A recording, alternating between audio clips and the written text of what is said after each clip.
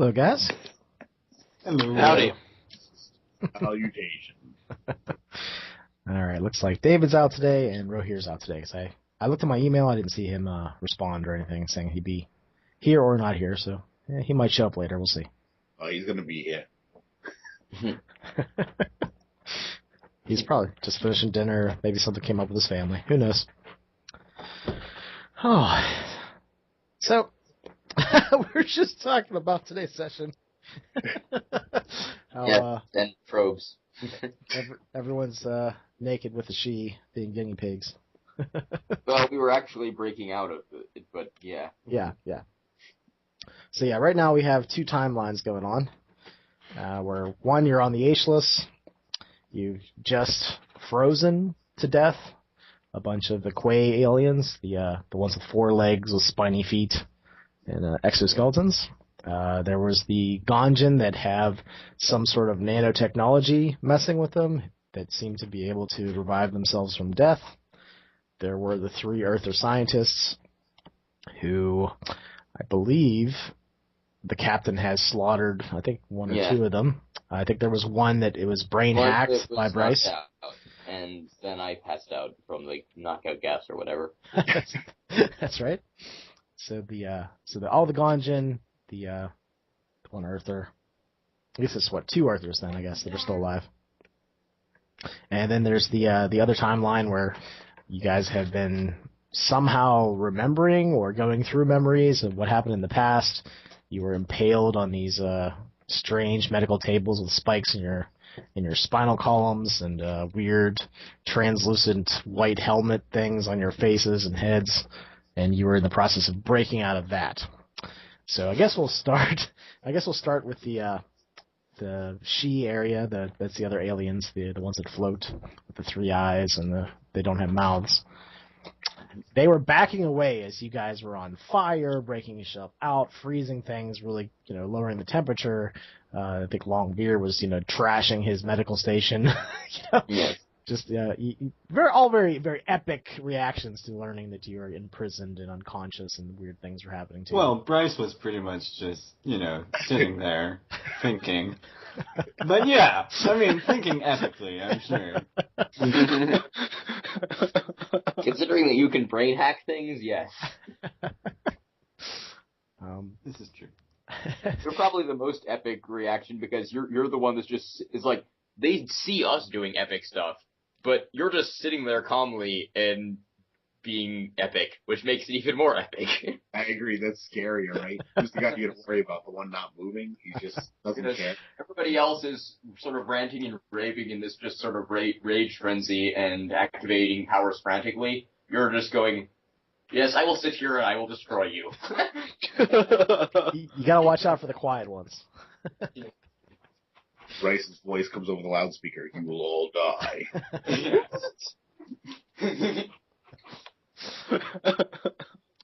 So I think the last thing that was happening, you guys had all done an action, basically gotten out of your chairs or stayed where you were, and they were backing out, trying to do things with you by raising their hands, and these strange alien, blue light thought symbols were appearing in your heads. So they were just they're backing up towards this the sphere of blue diffusing light that surrounds this whole area. So they were backing away. They were right up almost to that barrier when they tried to, take you over with their powers or what have you, mental thoughts. So we'll go around again and get another reaction from you guys. Okay, well, I'm thinking that thing is a force field, so I'm just going to charge right up to it, not run into it because it might shock me or something, but that way, if they're about to go through it and deactivate it, I will be able to duck through before they reactivate it. Okay, so are you running up to them, or are you running up to the field? I'm running up to the barrier thing because I don't want to fight them. I have no weapons. Okay. All right, so you run up to it, and the closer you get, the more resistance you have. It seems like it's almost like running through water at some point, and then it just becomes like running through denser and denser water. There's more resistance. You can get there, but it's a very strange feeling when you don't see anything resisting you. All right, well, then I guess at that point I kind of assume I know what it does, and I'll try and push through. probably not do well, but Okay. All right. What part do you what part of your body hits the thing first?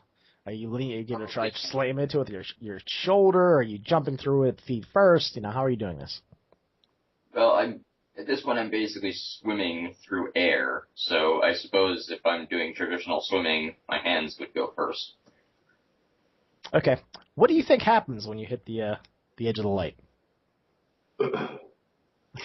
Okay, well, I'm going with it being electrical, so I suppose I'm shocked, or I have some sort of weird metabolic reaction that's weirder than being shocked, like my metabolism or some sort of biological system just shuts down or gets overloaded. Like, possibly brain, somehow. So what is the consequence of that happening then? It feels kind of like when I was in the flashback thing and I would have these moments of clarity of them cutting into me or something. Like, I just freeze up in not even pain, just like I suddenly am paralyzed and just overloaded with emotions. Like, my adrenaline goes crazy, but I'm frozen, paralyzed, so it just means I'm paralyzed in terror, basically.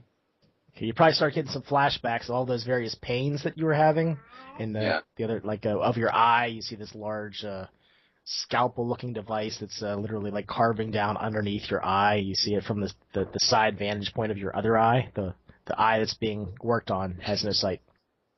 Yeah, and that helps because when I know from experience, when you start panicking, you start you're going to basically talk yourself out of anything. So that would make sense as a defense mechanism for them, because if they can scare us, not only will they physically paralyze us, but they'll scare us so that we sort of convince ourselves not to try to escape. All right, so that's what happens with you. How about you, Alex? What goes on with Bryce? What's Bryce's next move? Now, I hope this isn't getting old, but his first instinct really is to reach for more information. I think that he's going to use the past thoughts power on one of the she if he can. It's save his willpower. All right, let's get some dice off my son here. Alrighty. Looks like I rolled 110. Oh, 10 and a 9. So, Okay. You come across the mental barrier that just it's resisting, and it seems like it's aware of what you're trying to do. Frustrating. All right, how about for Theo? What's Theo doing?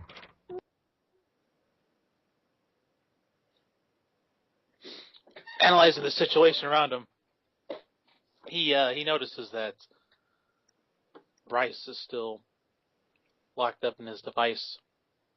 He'll walk over to him, slightly shaken by the numerous effects of what's going on. He won't be in he'll have like an old man posture to him a little bit. Then as he gets kind of moving around, he'll straighten himself up and walk right over to him and begin to try to help him off of the device as such. Now, is Theo still wreathed in flame? Yeah, actually. And this is the funny part. As he reaches out with his hands, he sees the flame, and then he backs up and starts yelling a little bit. And then as soon as the panic reaches over him, the flames sort of intensify, and then he suddenly just died down, almost as if it was an overreaction. And from there, Theo kind of collapses onto his knees, looking at his hands, wondering what has transpired. Before, this will be probably a few minutes before he gets back up and tries to help out Bryce out of the device. Okay, so we'll say that Bryce is halfway out of the structure. He has the head casing removed, that translucent fleshy thing, sort of plastic. All right. And then how about Mr. Longbeer? What's going on with him?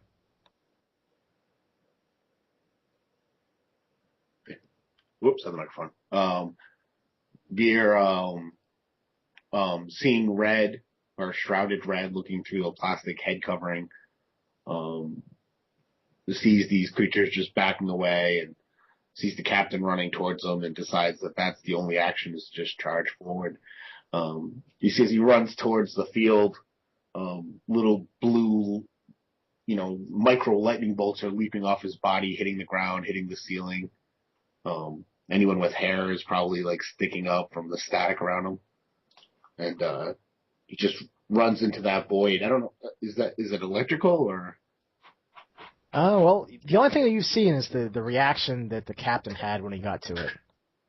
Which to you would just look like I froze. You just froze. Okay. There are the two she that are there. Are you running towards them or just the barrier? Well, I was running towards the she. I'm sorry. I thought that they put the barrier around them, I guess was my confusion. The barrier is behind them and they're backing up towards it, almost looking like they're trying to get through it out of it. Yeah. No, yeah. I would make a beeline. Yeah, it's straight for them. Trying to just run and do a diving tackle. Blue lightning playing across my body as I slam into him. How about you narrate what happens to one of them? Be as destructive as you like. As destructive? Yeah. I hit both of them, kind of bouncing off the one on the left, slamming completely into the one on the right, pulling its body to the ground. Apparently it can't float with my heaviness onto it. Lightning is just coursing off my body, putting these micro burns all across its face, its chest, its arms.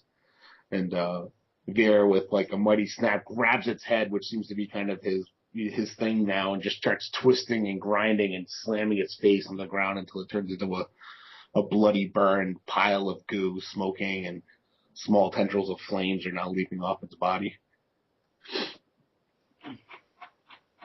All right, so that's happening.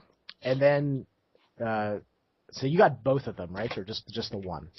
Well, I hit the one. Okay. I think I kind of just deflected off of him. I think I can't see as well with the stupid plastic thing on my head. So I kind of misinterpreted and but I hit one of them fully enough to grab a hold of him and just yank him down. Okay. The last one just lunges, turns back to you and just lunges through the barrier. The light coloring, it's like a light blue. It kind of diffuses into nothing. It's kind of strange. It's not like a clear-cut light. It sort of just blends and disperses the further away it gets. But it starts to contract. It starts moving about maybe an inch or two every second, and it's just slowly getting smaller and smaller. So we'll just have you guys do what you're gonna do. So just freeform it. Just go. Well, I'm still kind of paralyzed at this point, so other people can do stuff. Bryce, are you alright? I'm fine, but you were screaming a moment ago. What's the situation? I sense those creatures moving out of the room. I didn't get a look at them, though. What are we surrounded by? I don't know. I honestly don't know. He glances down a little bit, goes, well, I can tell you this. We're naked. I was on fire a few minutes ago. Captain charged forward. He's frozen. And then glancing over, he'll see what Longveer has done. He goes, and Elliot Longveer has captured one of them on the ground.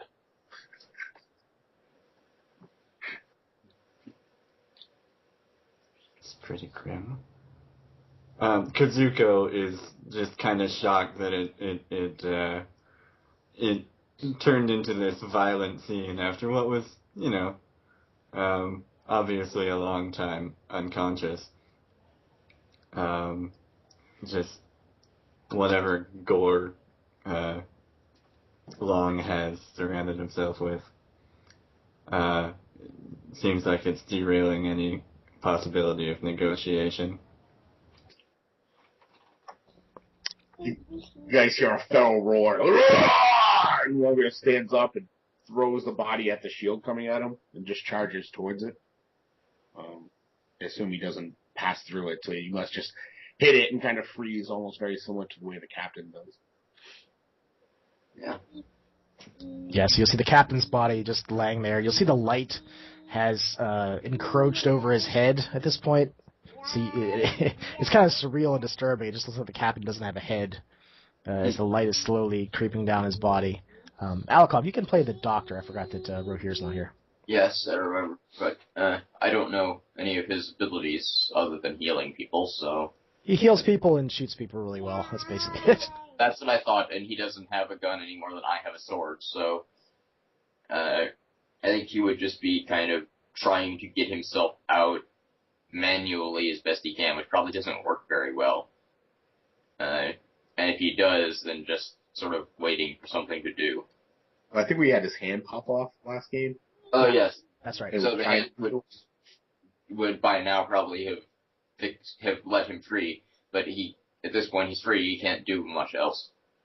He can't really fight them without weapons, and he can't get through the shield, because I tried that and it didn't work. What does the doctor say? Oh, well, everybody else is kind of trying to figure stuff out, so he's just going to wait until somebody has ideas, because I don't have any. All right, at this point you'll see the legs of the captain get pulled quickly through the light, as if somebody grabbed the front of half of his body and yanked. All right. You'll see the same thing happen to Longbeer. He'll get pulled through the blue light. Okay, at this point, the doc will say, point at where they were, towards the shield, and go, it looks like we have more company. People on the other side are intervening now.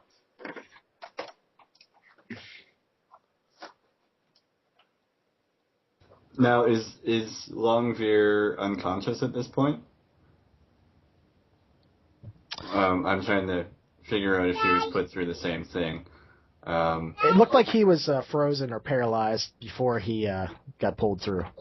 If it makes more sense, John could play Kazuko. He generally does a better job with him. Okay, that works. I'll play Kazuko while I'm unconscious.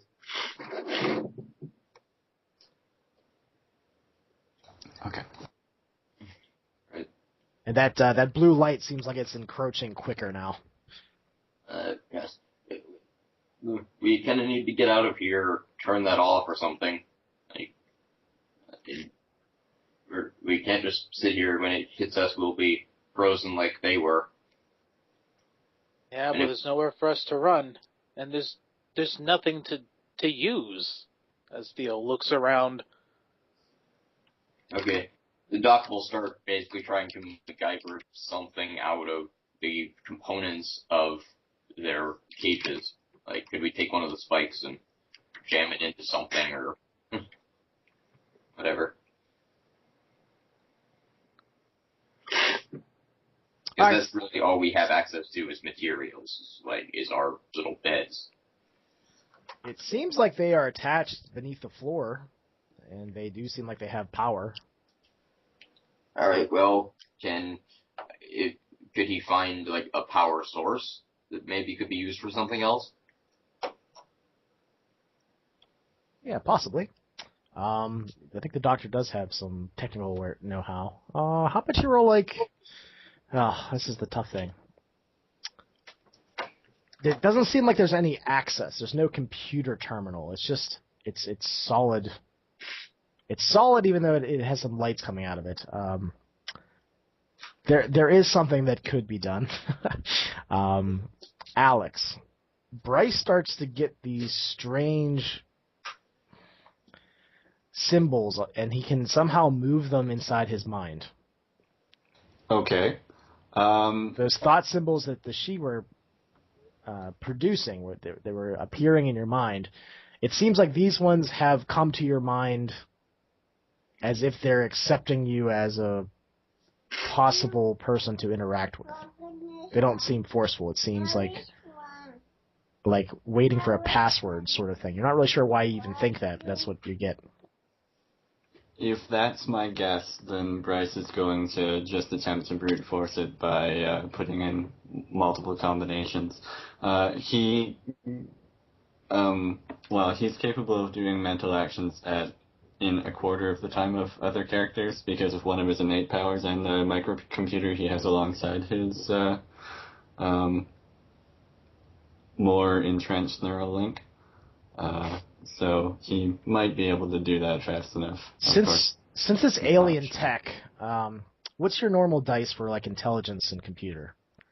Plus hacking, I guess.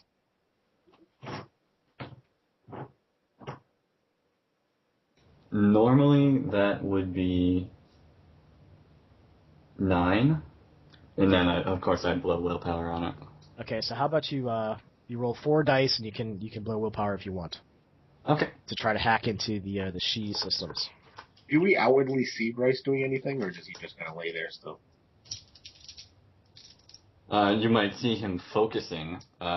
He's just... You've probably seen him space out like this before. He's just intently trying to figure this out. You feel Kazuko's hand on your shoulder, and he's like, "You can do this." Lend you his... The encouragement business? Yes. Beautiful. Alright, so that would be 3 successes then. As he's just frantically shifting and shuffling these characters, trying to make sense of it or get something to click. All right, so it seems like you have been able to break into the Shi network. It makes human networks look like children or like insects compared to like the human mind. It's just it's amazing, and it's overwhelming for you how much technology there is. You don't understand most of it. You said 3 successes, huh? Well, I'll ask you. What is your intent? What would you like to do? Well, the first thing he'd like to do, I guess, is shut off that field that's encroaching or coming closer. But, I mean, beyond that, it's just getting access to as much information as possible and trying to figure it out. Is this all not being controlled through the neural link in his head, but actually through some sort of biocomputer that's transmitting thought? You think that the Shi technology is living and that it operates through telepathy only. And that seems to be why you are the only one that can break into the system. You're the only one that can access it. Right. Information-wise, you feel like you're being pushed out of the system slowly. It seems like the system itself is almost trying to fight you like you're a virus. But in the time that you're given, you learn that you've been on the ship for over 30 years. You find that they've been performing many experiments on you. You see various... and this is the strange thing. You don't really understand the language, but you'll see images. You'll see, not really photographs, but almost like memories. It's almost like you're watching a memory, and that's kind of mind-boggling in and of itself. But you see these various feeds of things being done, surgeries performed on you.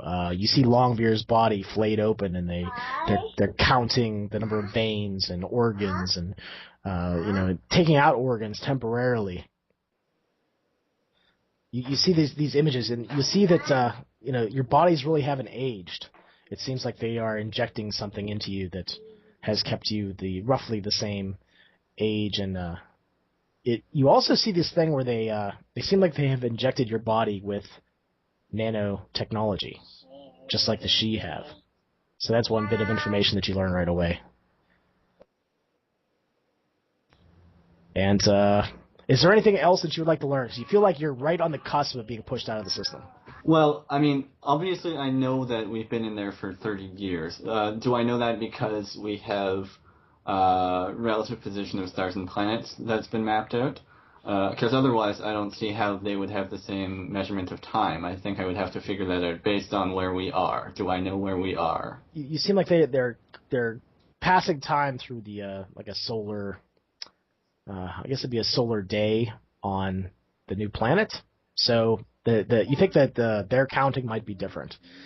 30 years for the planet, and you get the name of the planet. This is, even though I've said Sayal before, you actually in character learn that name of the planet, that's their home world.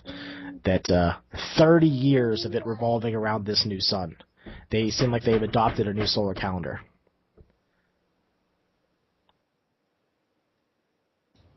That's okay. So I don't actually know how many of our years it has been. It would probably be. I'd have to look it up. Like how many years does it take Saturn to revolve around our sun?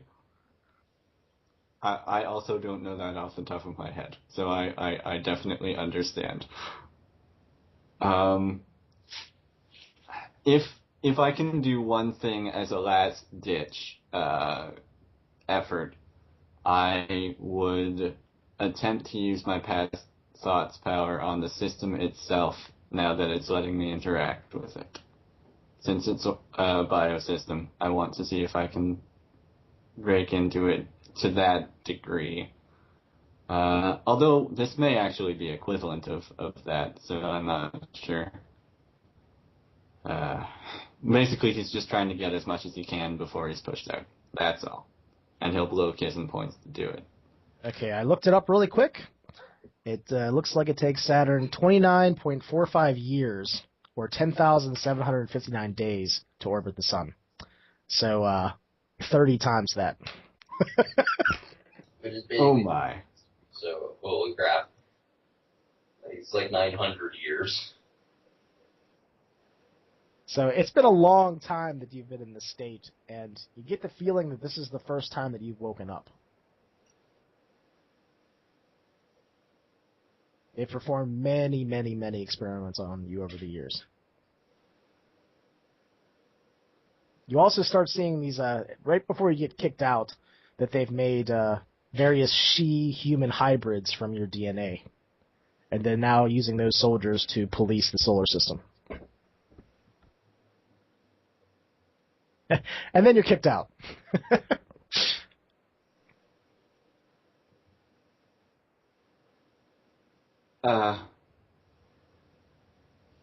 He just does not know how to break any of this to the others or what to say first. So you basically just see Bryce kind of stammering and just kind of gripping at and fiddling with one of the tables we were kept on while everyone is going about whatever they're doing. What happened, Bryce? Calm down, breathe. I got into their system briefly. Good. Can you free us? But did he manage to do that? I never really didn't actually catch that. I think you were attempting to, and they got me midway. The system sort of it was slowly taken. The control you had was slowly being taken off of you. So while you were trying to do that and learn information, that's kind of what all happened before you got kicked out. So right. You're now kicked out of the system. I don't think I managed to do it through that system. We'll have to find a physical way, but we've been here a long time, folks. How long have we been here, Bryce? 100 years. Something like, oh dear God. He grabs both your shoulders. Bryce, how long have we been here? Theo, calm. It looks like Oh. 900 Earth years. That's He will. Possible. His hands will grab. 883 more precisely, but they've kept us. They've had some sort of anti-aging tech. And we have nanomachines in our system. I don't know what they do.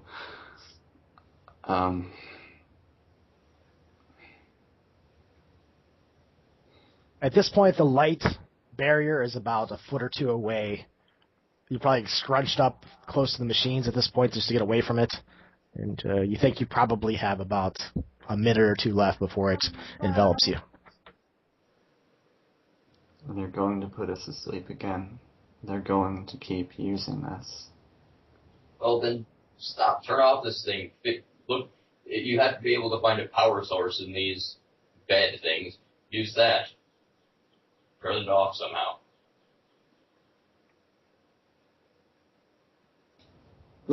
Bryce just stares blankly like it's all futile. Backing away from this information, Theo will grab his head and he'll suddenly look towards to what the doctor is doing, seeing him fiddle around, and he'll think to himself, well, all right, well, let's, without even trying to think, he now must indulge his mind in something mathematical and / mechanical, no matter how bizarrely alien it is at this point. He will run towards the device and try to find some means of deactivating what's going on. Okay, you could probably attempt, but the thing that really frustrates you is there's no manual way to get into the system. It seems like it's just not designed that way. It's not designed for fingers and hands to be operated. Bryce, do you want to try to break it again? It'll be a lot harder this time. I'd be happy to. He'll give it one last push, especially as this light is creeping up on us. Do you know how many dice he'll have for that? Oh, I'm trying to think. So what dice pool can you get? We'll see how many dice you can get. I think it's 12 9? once I spend willpower. 12. All right. Well, I was thinking 9 dice penalty so would that be 9? 3 dice you can roll, and if someone encourages you. I'll try one last time. I don't. Yeah, Kazuko actually immediately upon you saying that is sat down cross-legged and begins to meditate. So he doesn't even notice that you're doing it. So he would enhance you. Sorry. Okay. It's just those 3 dice then. No 3 successes. How many? No successes. Okay. So the sphere gets about a foot or maybe about a half a foot away from like your face or your arm. It's almost upon you. Is there any last thing that you say before it overwhelms you guys? Can Kazuko try something before it? Sure. Yeah, as he begins to meditate, he starts to sense, like when he does meditate before, the electrical energies or impulses that are around him. Excuse me. And he starts to disrupt them. You see a soft glow go around him, and he starts, just as a last ditch, putting all the force and energy that he has into it, and he just kind of tries to disrupt those electrical patterns that he sees flowing all around him. He's using his scramble system's power. I don't know. Okay. It only affects small devices, so I don't think it really has an effect, but I think that it's a good way to get him to actually use some of his powers. Okay. You'll see that the light, the diffused blue light that's closest to him, seems like the light rays or light. I don't know what the word is. Photons. Yeah, they seem like they're fewer and farther between around him. There seems like there's less light in that area, but it seems like it wasn't enough. All right. Theo, is there any last-ditch effort? You're getting frustrated, looking at this device that you were impaled on. Anything you say or do? His forehead will lean up against the medical device, breathing heavily, and an immense amount of frustration and rage and sorrow will overcome him with the knowledge of what 883 years brings, with all that he's missed. And he'll just begin smashing the machine with his mechanical arm and right arm, just over and over until it envelops him, cursing his fate. You'll see that you're covered in this blue fluid almost looks like some sort of like thin blood that was also flowing in the machine. All right. So the captain is out, but what about the doctor? Does the doctor do or say anything right before the end? No, I mean he's just swearing and hitting things like Theo is, and he's been doing that for a lot longer. Can you give us a sample? Why? God damn it! Why? No, I can't go back again. No, but fuck this. There's only. He's like reaches up, like sort of at this guy. Basically, he's thinking, if I had a gun right now, I would stick it in my mouth, but I don't even have that. He wouldn't say it in that articulate a fashion, but that's why he's just kind of impotently raising his, like, after a while just swearing and hitting the machine, he just sort of falls on his knees and raises his hands and shakes them at the sky, just like, why can't I even have a way out? A way of killing myself. All right. And with that, the blue light envelops you. Everything fades to black. You feel a paralyzation take over your body, much like the captain in Longveer. And then we're back in the other timeline. Yeah. You are back on the Ageless, and you don't remember anything that just happened. All of the scenes with you guys in the medical area on the She vessel, wherever it was, the She themselves, seems to have been completely wiped from your memory. Not that you would even know that. You're laying on the ground in the Ageless itself, exactly where you were before when that ended. Except you seem like you've just waken up from some sort of sleep or a fugue state. You feel like there's been some passage of time, but you really can't recall what just happened to you. All the Gonjin have still been knocked out by the gas. The Earther scientists have been subdued, and the Quay aliens were defeated. So you wake up. If they were knocked out by the gas, is the captain still out, or did he wake up with everyone else? Because that would be a different thing. Like, why did I wake up when the gas is still affecting everyone else? Okay, we'll say that the captain momentarily is still knocked out. Right, because that could work that in terms of like me seeing a hole in the reality, or I could just think it's a Kizan thing, but it was a thing I needed clarity on. Well, let's say that the captain wakes up and that the Gonjin are probably going to wake up soon. So we'll just do it that way. Alright, whatever. You notice, you wake up, you notice that I'm awake, which probably matters, because I think didn't they intentionally gas me so that I would stop being crazy? I'm awake again. I can't remember if the Earthers did that or if my own crew did it to calm me down, but... Yes, we gassed you.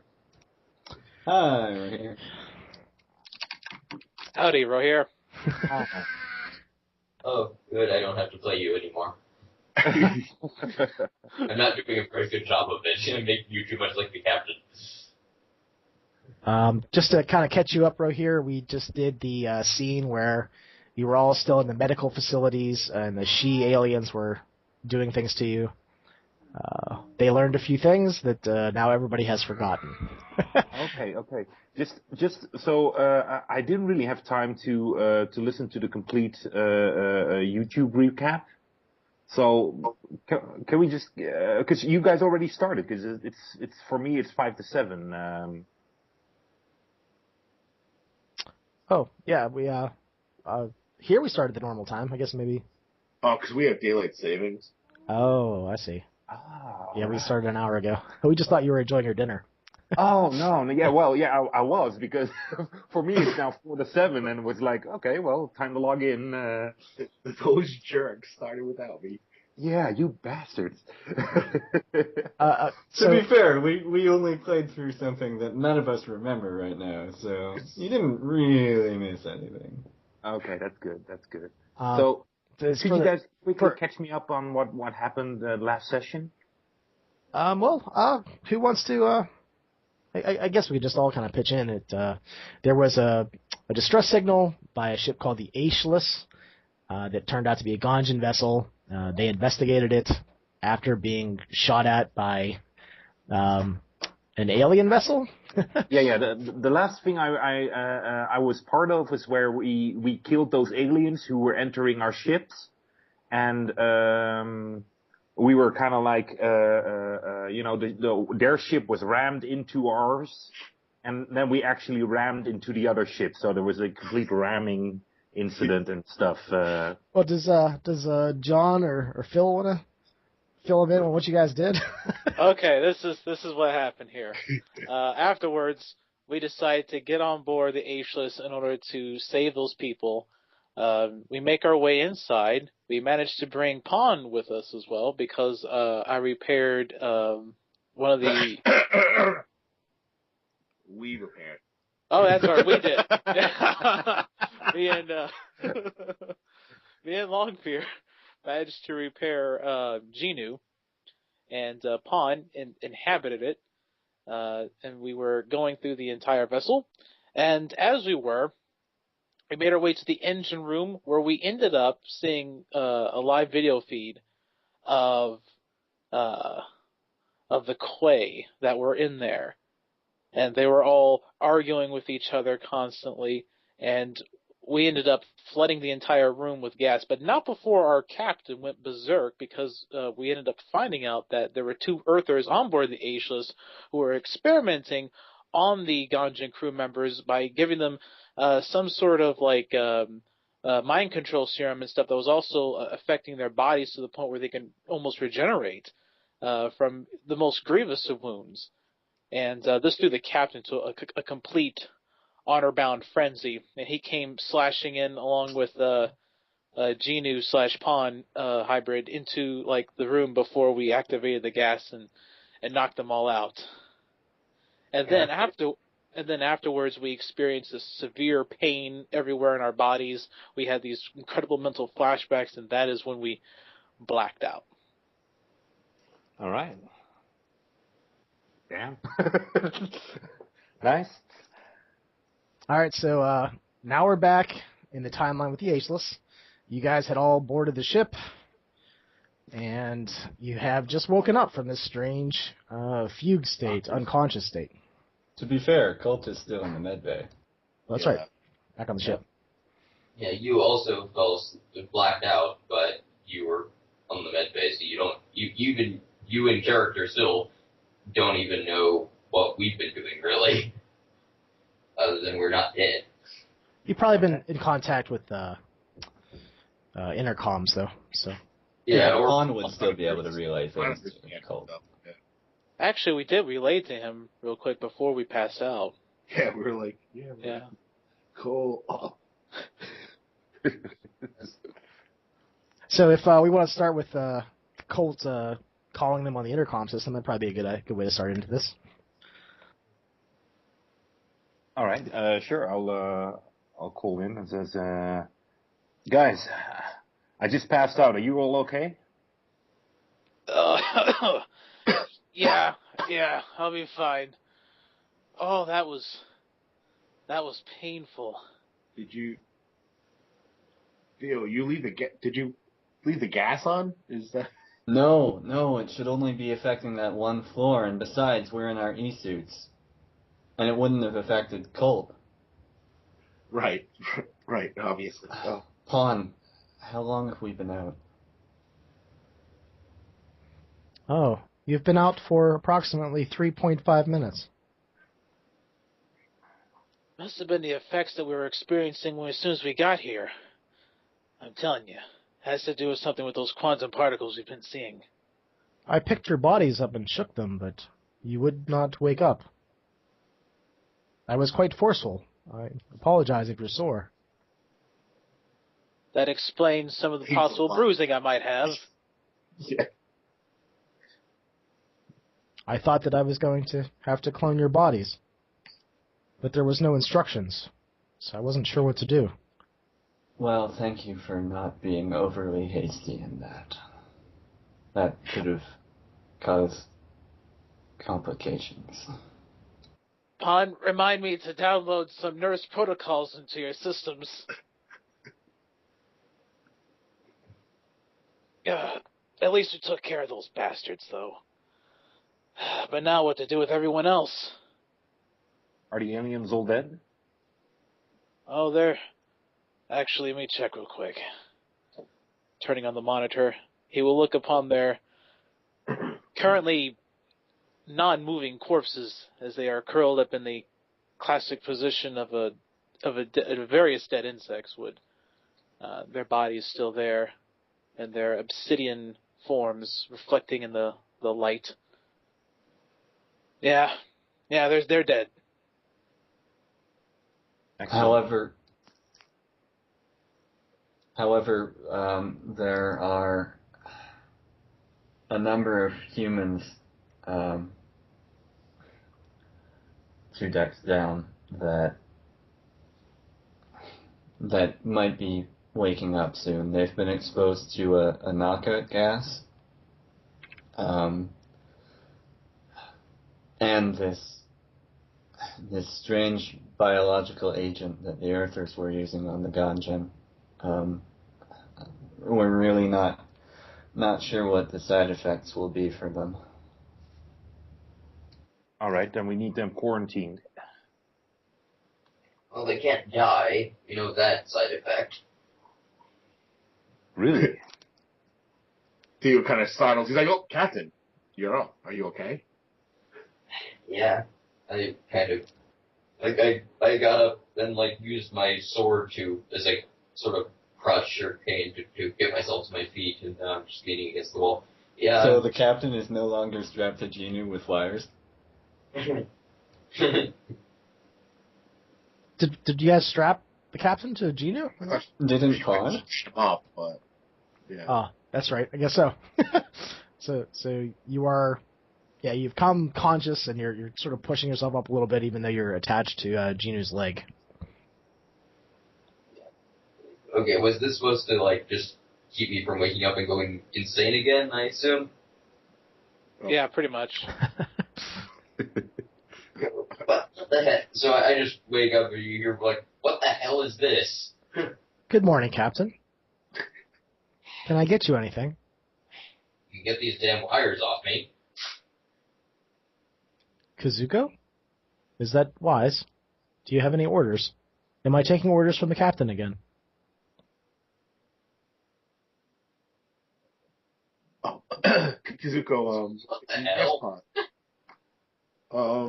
yeah, and he kind of, Kazuko kind of kneels down and looks you over to make sure you're not really okay. He kind of looks at your eyes and he says, "Are you okay, Captain? You not going to go crazy or insane on us?" I'm not going to go insane, no. What? He's just completely incredulous. I mean, he gets that you're afraid of him going crazy, but it doesn't make him mad, it just makes him laugh, because to him it made perfect sense what he did. That was not insane. Alright, Kazuko slowly starts unwrapping the wires and undoing them. Okay. Well, if I'm awake, these guys are going to wake up. What happens. I need to know what we're doing about them. And just kind of gesture at the guns and everywhere. Captain Ying, you were very impressive. I don't think I've ever seen that much violence in such a short span of time. Thank you. I'm very good at this. But, anyway. That is over, and you decided that I'm not going to kill you. We kind of need to get these guys out of here before they wake up, and decide what we're going to do with them. Is anybody requiring medical attention? No, I don't think. I guess this guy, I point at the Earth that's not dead. If you care about keeping him alive. We'll need him alive because he'll know information that we'll be needing for this. After all, they did develop those experiments, after all. He'll say, scratching his head. Actually, he reaches for the back of his head. He realizes the helmet there, and he gets kind of annoyed and just puts his hands back on his hips. Theo Yes. gets this weird, like, sort of sensation, like his skin's like really warm, and then it goes away.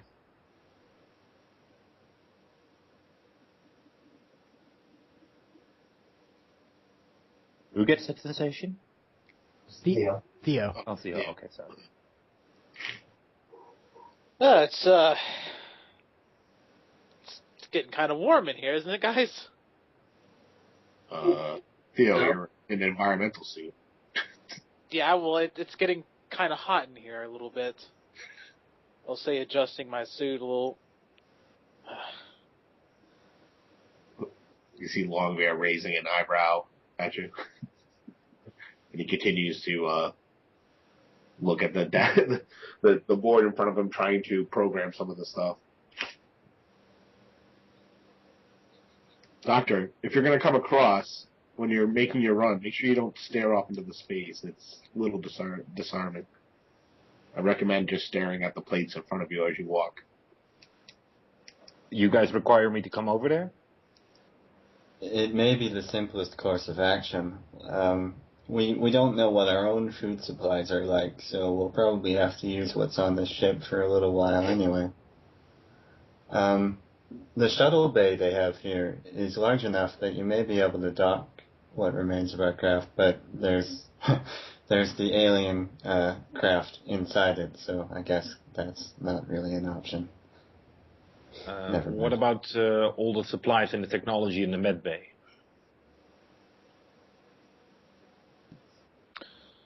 Inconclusive. We haven't gone there yet. I say just Colt bring is there. I think he's wondering about whether we're considering abandoning it. Or are you meaning is Colt meaning the supplies in the med bay on this new ship? No. Am I in the new ship or the old ship?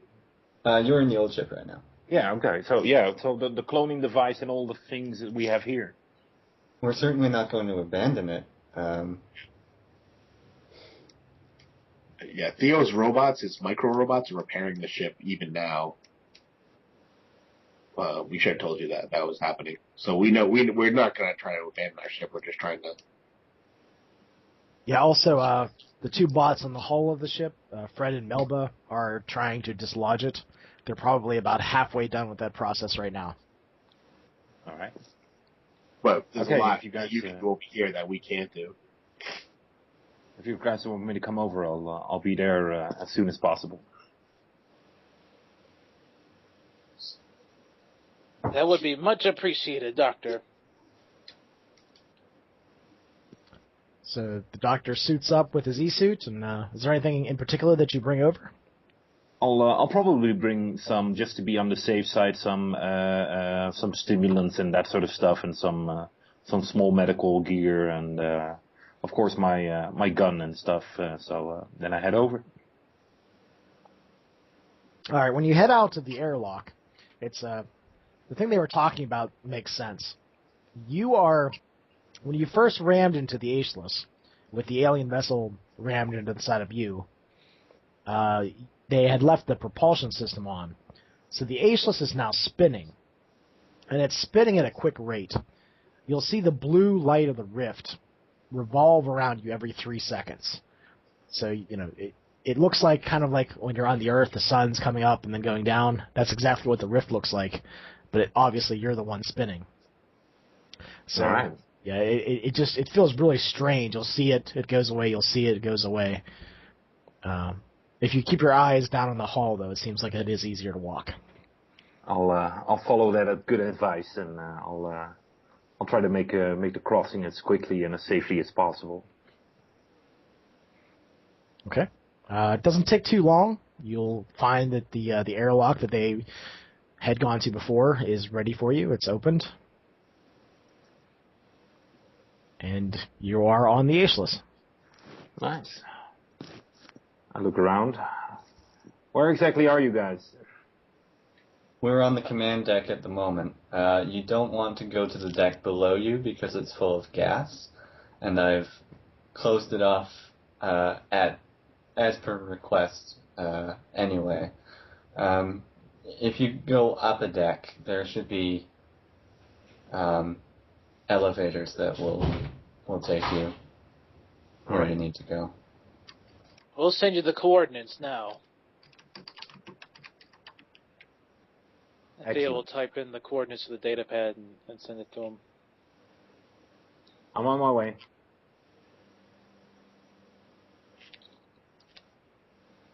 All right, so eventually you get up to the command deck and you find your way there. Along the way, you saw various bits of damage here and there from what looks like a fight that must have broken out. Mm-hmm. You don't actually see any corpses or anything like that. You do see bits of blood and things in places, but no bodies. Do I see any alien leftovers? We'll say that halfway on the way there, as you're coming out of the elevator, you see like a slashed leg, but there's no alien body associated with it. It's this carapaced, dark thing. You'll see the ground around it is actually singed, and it ends at a point. All right. Well, I'll move to the rest of the crew. And how did the fight go? There hardly was one, apart from what the captain did. And then you look on the view screen, because you still have, I assume, the view screen open to me in the whatever medbay or whatever area I'm in, dormitory, I guess. And you see just blood and ribbons of flesh everywhere. And me covered in blood. You alright, Captain? Yeah, this isn't mine. I kind of pluck at the bloody uniform. Or whatever I'm wearing. Well, that's good news. They all think I'm going to go insane and start killing them now, but... Okay. I wonder what gave him that idea. I don't know. I thought I was being perfectly reasonable. People were torturing my countrymen, and I got rid of them. I don't see why everyone's so scared. But I seem half genuine. Like, I kind of get that he's not completely clueless about the fact that him going battle crazy is kind of scary, but he also doesn't see why you don't understand why he did it. Oh, no one's saying they don't understand why he did it. They're just frightened with how he did it. Yes. You would understand, like, just walking in and shooting people, but becoming a whirlwind of sword doom is kind of different. Okay. Is there anything that you would like me to do now? No. Just don't tie me up again. That's stupid. But I guess it was Kazuko's fault, so I can't blame you. I'm sorry, I think. Just let me know if there's anything that I can do. Yes. Okay. And we now need to deal with these guys. And I pointed to Gonjin. They'll wake up soon, and when they do, I don't know what'll happen if the guys that were controlling them aren't around anymore. Well, we have one of them here. And he'll be up for some questioning, as Theo says, crossing his arms, looking down at him. Yes. Oh, by the way, Doc, I guess that's what you need to do. Take care of this guy. It kind of broke his face. I kind of what? Broke his face. Because he jumped on me when I was cutting up the other guy. I wouldn't say this, but in reality, just so you know what he looks like, he jumped on my back when I was, like, cutting up the other guys in a frenzy, and I just, like, ran him into the wall and headbutted him into oblivion, and then passed out. So his face is pretty much broken. I check his vitals. Is he still alive? What do you think? I'll let you. Yes. I'll let you determine that, Rohir. Is he still alive? Let's see. There's a chance that he's alive. No, he's dead. I don't really need to look after him, Captain. He's dead. Oh, like I completely don't care. Well, Gare looks over at Theo, shakes his head. There's also an Earther in a coma on mid-deck. But, well, the rest should all be Ganjin. All right. You want me to wake up the Earther? Sorry? Do you want me to wake up the Earther? That's up to the captains. Well, okay, I guess, yeah. We need someone to question, and we need someone to maybe control these Ganjin. I don't know if they wake up and they don't have orders, if they'll just stand around vacantly, or if they'll decide to attack, or what. Even the Earthers didn't fully understand the technology they were using, so we can't expect to know what it'll do. You'll start to see that the Ganjin test subjects are starting to wake up. They're starting to push themselves up with their hands and start looking around. They look confused. This is on one of the monitors that you've put up. Yeah. Mm-hmm.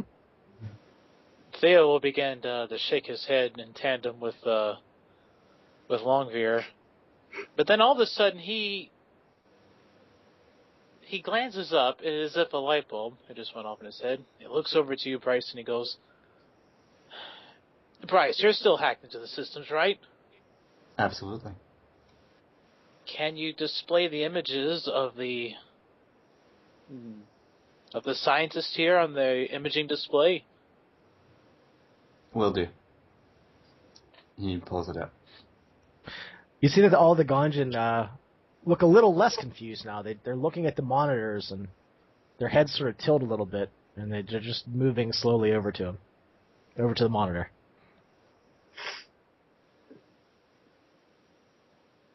It's working exactly as I suspected. Now we just need to mimic his voice. Bryce, can you do that? Surely there has to be some ship recording of it. Is there a use in us manipulating them that way? Yeah. We can at least control them this way. I mean, not control as in manipulate them, but just to keep them non-violent for the moment. Until we can find a way to... Before, but I suppose we can keep them that way. Like, I don't think I'm uncomfortable doing this unless it's proven necessary. And so far, it seems like when they don't have orders, they just sort of stand around. So. Well, we don't know if they're going to follow the last order given to them. That's a bit of a risk. For now, I think we should just play it really safe. How easy was it for me not to deal with them before? And I was basically like swatting them away like children. So if they do decide to attack me, I can deal with them. You'll see that they start picking up the swords and weapons that they were holding, but as was witnessed before, they don't seem to be very proficient in them anymore. They might have been at one time, but they're just holding them. It almost seems like instinct.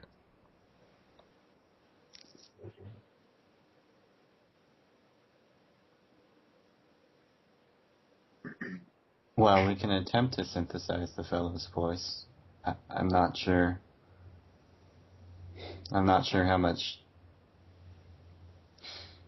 Hold on. Bryce is going to search through security footage of that deck to see if he can basically build up a vocabulary of words from clips of one of the scientists talking. Hopefully enough to say, stay calm, there are no hostiles or something equivalent. Okay. Because Bryce's mental facilities or faculties are much higher, he can stream through that data awfully quickly. And kind of like those dial-in networks you get on the phone. It has, they seem like they're saying words different volumes and with different tones in their voice, and it's very jarring and disjointed when you put them all together. That's kind of what you can put together. So how about you role-play what it sounds like when you make the voice say something? Like, what do you have it say? Stay calm, no. Hostiles present. You'll see that they sort of lower their weapons and just start milling about.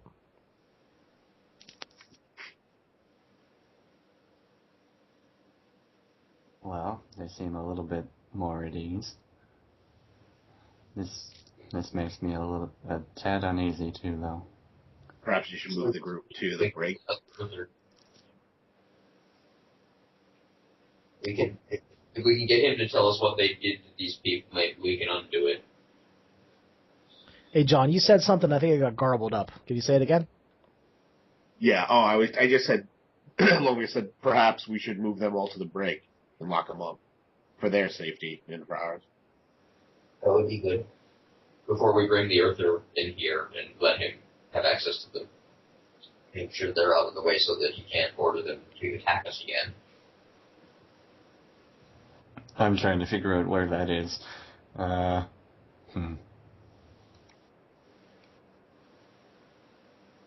Just,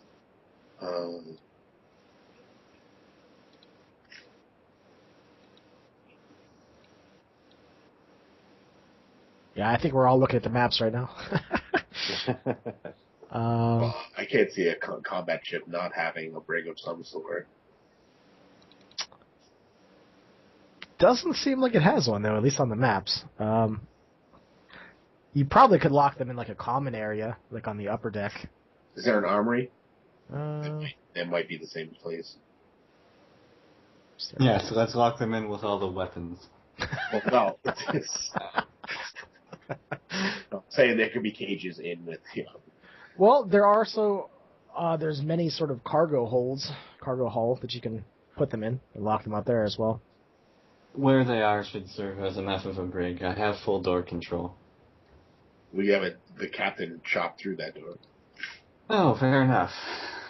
I chopped through the wall, but still. Well,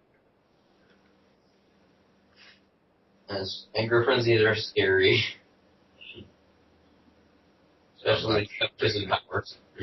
yeah, I was going to say, I'm not sure how angry I could be. I don't think I cut through a wall. They're still scary, but yeah. The anger frenzy of a guy with superpowers is infinitely scarier than a normal dude.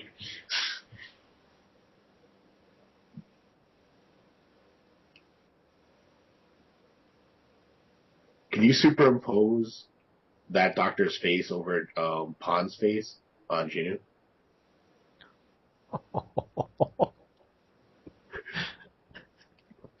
Can I what? I should be able to.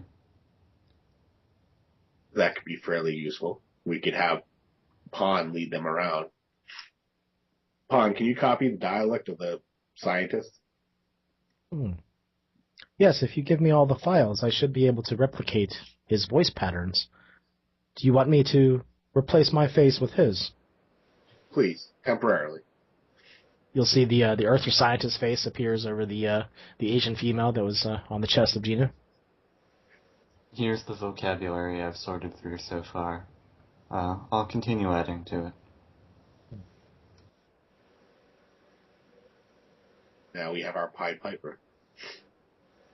Yes. Pied Piper is combat bot of doom. Is there anything in particular that you want me to say to them? Should I go there now?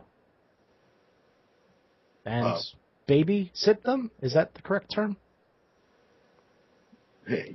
Yes, exactly. Perhaps have them place all their weapons in a storage area away from them and then have them sit on the cots calmly. Understood. And then Gino will just start marching off towards the correct, where all the Ganjin are. You'll see on the monitor when Gino enters in, she starts pointing the canister arm in a certain direction. You hear, all your weapons over there. Drop them down. Exactly, right there. You'll see them start to mill over there and to pile up their weapons. Excellent. Good job. You are doing a fantastic operation. Han has such a nurturing nature. It's wonderful. You are performing at utmost performance. Continue. So if they're on mid deck, does that mean that the remaining Earther was either in the sick bay, the life support area, or the conference room. I thought he was further towards the front of the ship in any case. Yeah, I keep hitting mute even though my son's asleep. Yeah, they were all, I believe, on the they were on the third deck down. So there's the command deck, the upper deck, the lower deck. So that's where they were. They were in the lower deck, like towards the front of the ship. Yeah, in the various. That's where they are right now. Like number 6 on the lower deck map.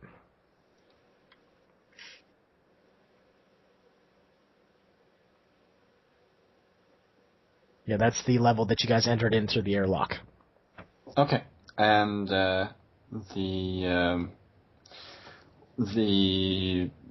Earther experimenter was just in the same area, or yeah, exactly. They were all in the same. Okay, amongst them. Okay. The guy that was in a coma, is that the one that we're talking about, or? Yes.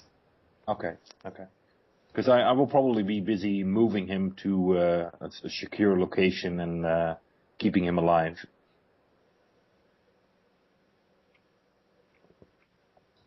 All right. You will have been warned that there may still be some gas in the area, but you're in an EV suit anyway, so shouldn't be a problem. Can somebody tie this guy up before I completely wake him up?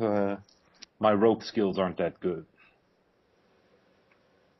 Don't worry. We'll just use what's left over from what we used to tie up our good captain here. He'll say with a smile, and then take the remaining wiring and wrap it around his hands, tying them quite tight together. All right. I'll let you guys tie him up, and then I'll wake him up.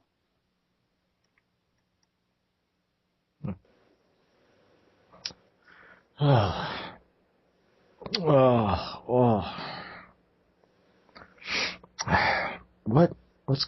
are you? See, Kazuko steps up and gets close to him and says, "I am Kazuko. Who are you?" Oh. He's like rubbing his eyes and sort of looking around. He seems completely disoriented. He can't rub his eyes, his hands are tied. Oh, I guess so. He tries to. What is the meaning of this? If you answer our questions, no harm will come to you. And please, Bryce with is this continuing. really want to be honest. He's like blinking his eyes. And then it's almost like a light just clicks off in his head. He just... Oh, I know where I'm at. I know who you are, too.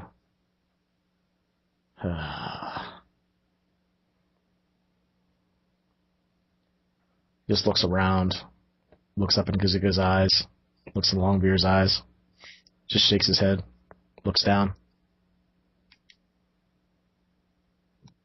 Does this mean you're not going to acquiesce to my demands? Give us your name.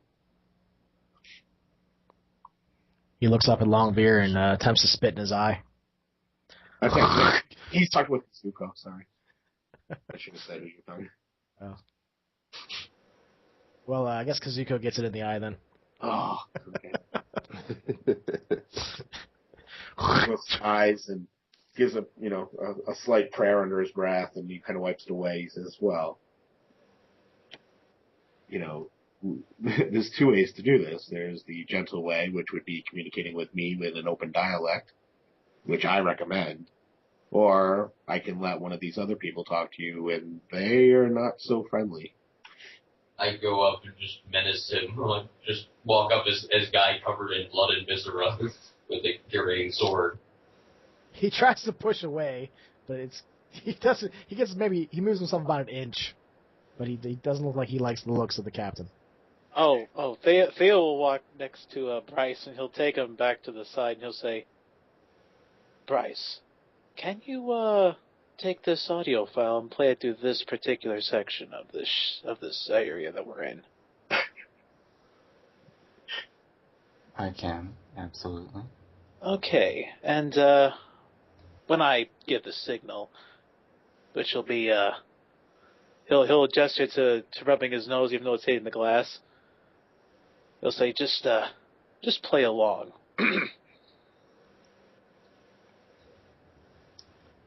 Bryce just quietly nods. And while this is going on, Bryce is also trying to make sure that this fellow's neural link is not accessing the computer's networks. Okay, he's officially locked out. Beautiful. He's just looking around, just seeing who his captors are.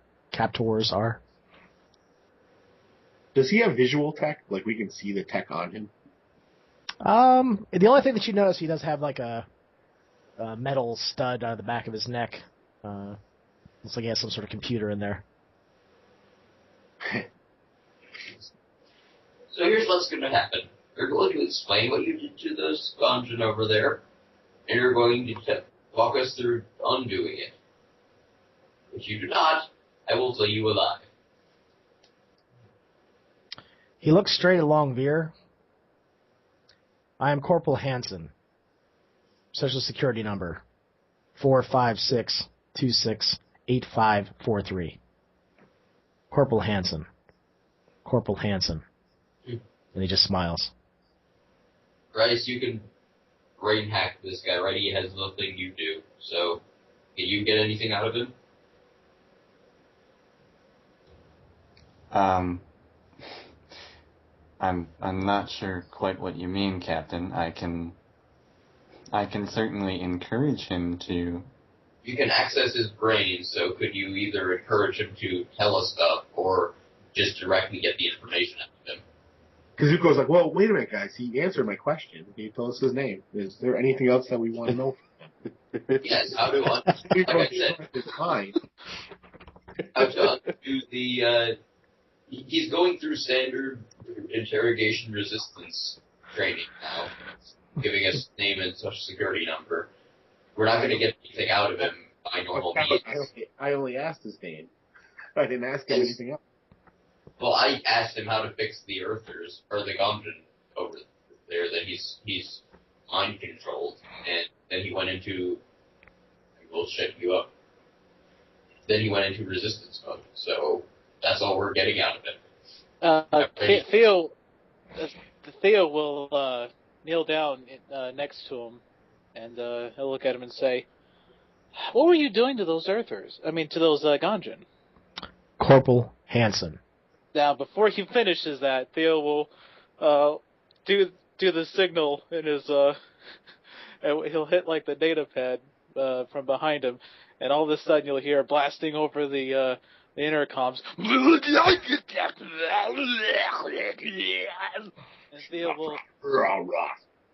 Theo will get up with a frightful look in his eye, and he'll say, "Oh, geez, looks like he's up again." I thought you killed them. What? Oh, well, I thought so too, but you know how tough those bastards are.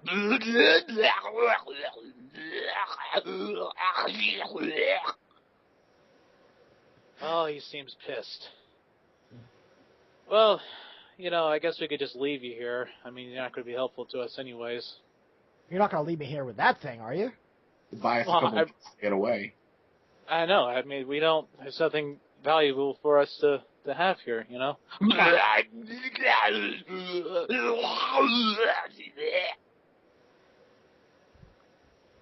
Oh, he seems pissed. Are we sure that you killed them? We should get the hell out of here, guys. Please take me with you. Come on, we're at least human. I would question that after what you did to those people.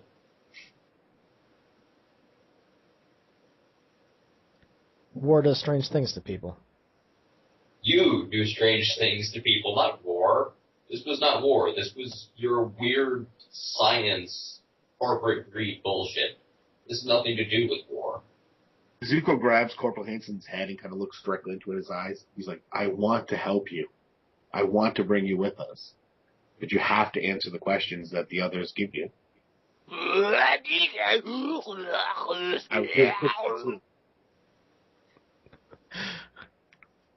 What do you want to know? As questions are asked, Bryce is using deep thoughts. Okay. Roll some dice here. Is it like willpower or is it intelligence? It's in plus resolve. Okay, let's see.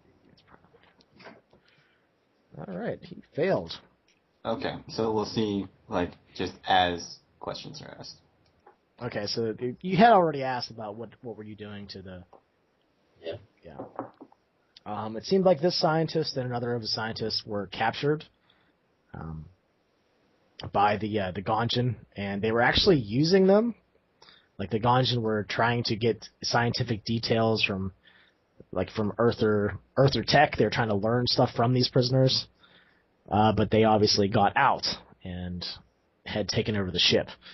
The strange biocapsules that they have literally contain this strange sort of prototype technology that they found on Ganymede, and they have been trying to figure out how it works.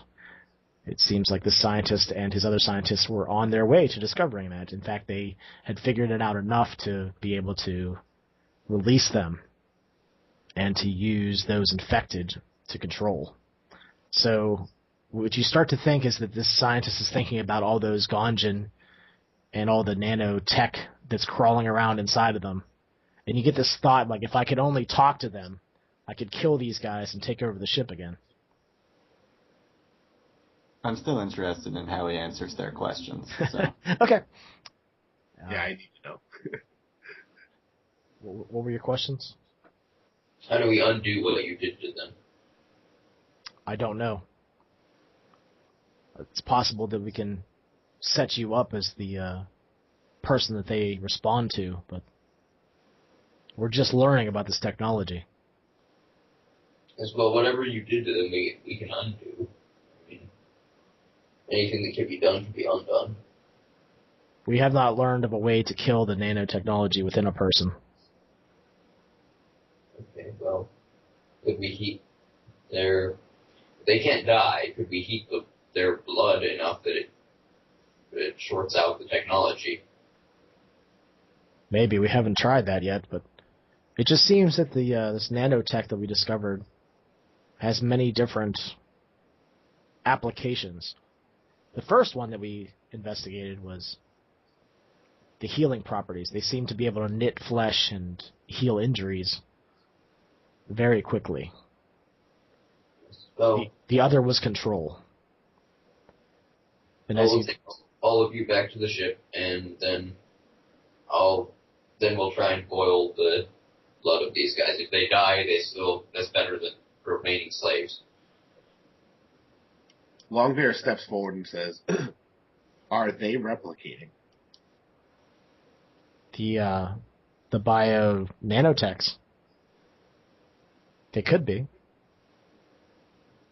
In fact, You never check that. let's just say that this is the first large-scale test that we've ever performed, and it was kind of desperate. They had us trapped here. Your people, he looks right at the captain, had us trapped here. Yes, we had you as prisoners. Then you decided to turn us into slaves. There's a difference. He shrugs. And yeah, Bryce, you get this thought, like, fuck that guy. Oh, yeah, and just cut up his friends, of course. There's another thought, like, I'm going to make you my bitch. Yeah. Well. Were there any other falsehoods or omissions? It seems like he was pretty honest. The one thing he didn't talk about was that they were experimenting on how to try to turn these strange bio nanotech things off. They had performed many experiments on killing people, stabbing them. In fact, that's exactly what they were doing. They were using the Gonjan to try to figure out ways that they could kill them, and they would actually stay dead, but they hadn't discovered that yet.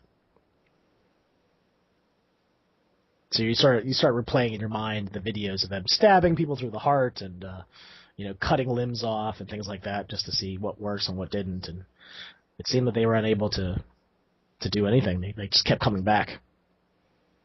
Longbear steps forward and says, Nanotech was outlawed, wasn't it? Because of the gray waste that could happen? If they run amok, they'll just destroy everything. What's preventing these from just replicating and using everything on this ship to become a mass? Well, the strange thing is we don't know who made these. And it was a last-ditch effort to even let them loose. A last ditch of an idiot is what it was. Perhaps. Andre just shakes his head and goes back over to the piloting area. They might have infected you by now, I'm not sure. And maybe you, since I spit in your eye. I have a pretty good idea that they've infected me. Hey, whoa, stay calm, my friend. Don't be aggressive with him. Do you feel anything squirming around in your eye over there, Mr. Peaceful?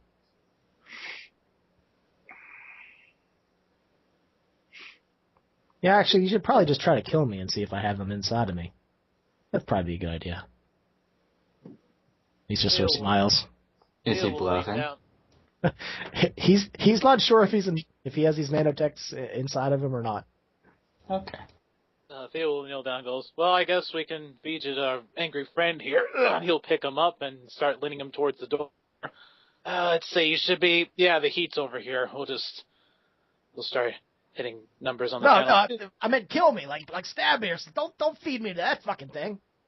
I'm sorry, but we don't just have the resources for that. And he'll bang his foot up against the door to simulate the noise. Oh boy, he's angry, or she, or it. You never can tell, can you? Big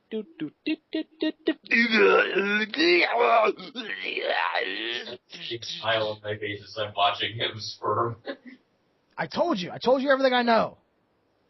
I use your fucking people as guinea pigs. Is that all right? Huh? That's the truth. And I don't feel bad about it.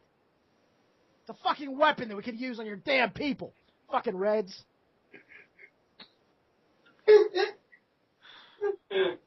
Gray Waste? I want to turn fucking Gonjan into the Gray Waste. How about that? You won't be around to do it.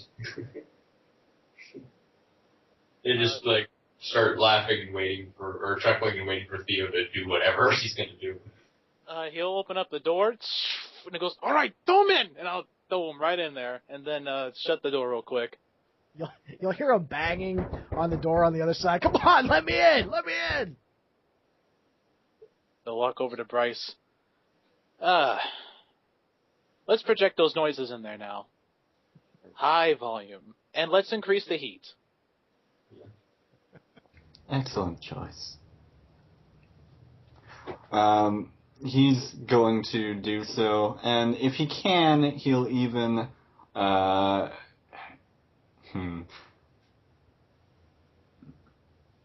never mind. He's not going to do anything with his Neuralink. Yeah, just push the heat. No, we don't have environmental control, do we? That's still offline here. Oh. Unless the repair bots got to it. No, it's repaired. Yeah. Okay. That's how we froze the guys. Yeah. You guys. I thought we... okay. I'm pretty sure that you guys fixed that last time. So, Excellent. Great. So how hot do you want to make it? That's a good question. Now, let's make it about,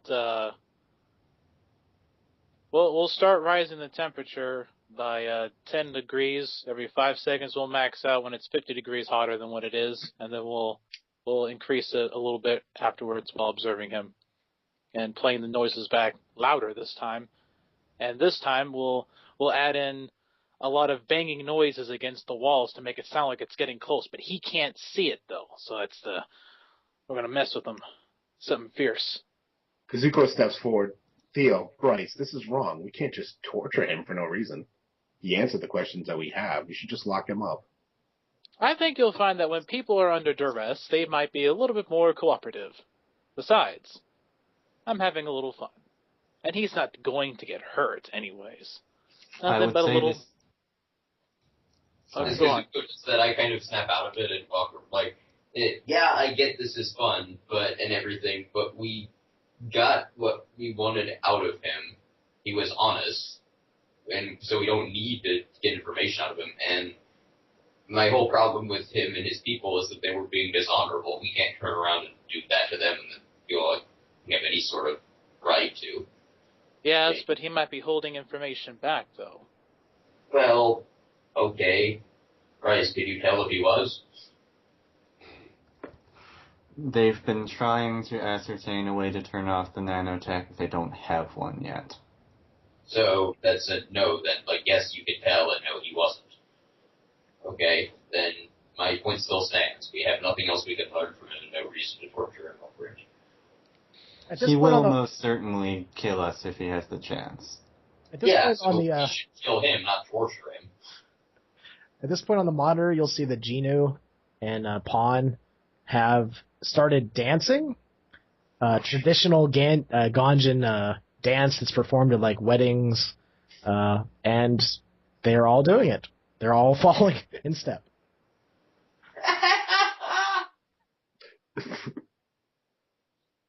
You hear some classical Ganjin music playing. Nice. Theo will let off a sigh, and he'll turn off the recordings and the noises and the heat and turn it all down. Thank you. Then Theo. he'll open up the door.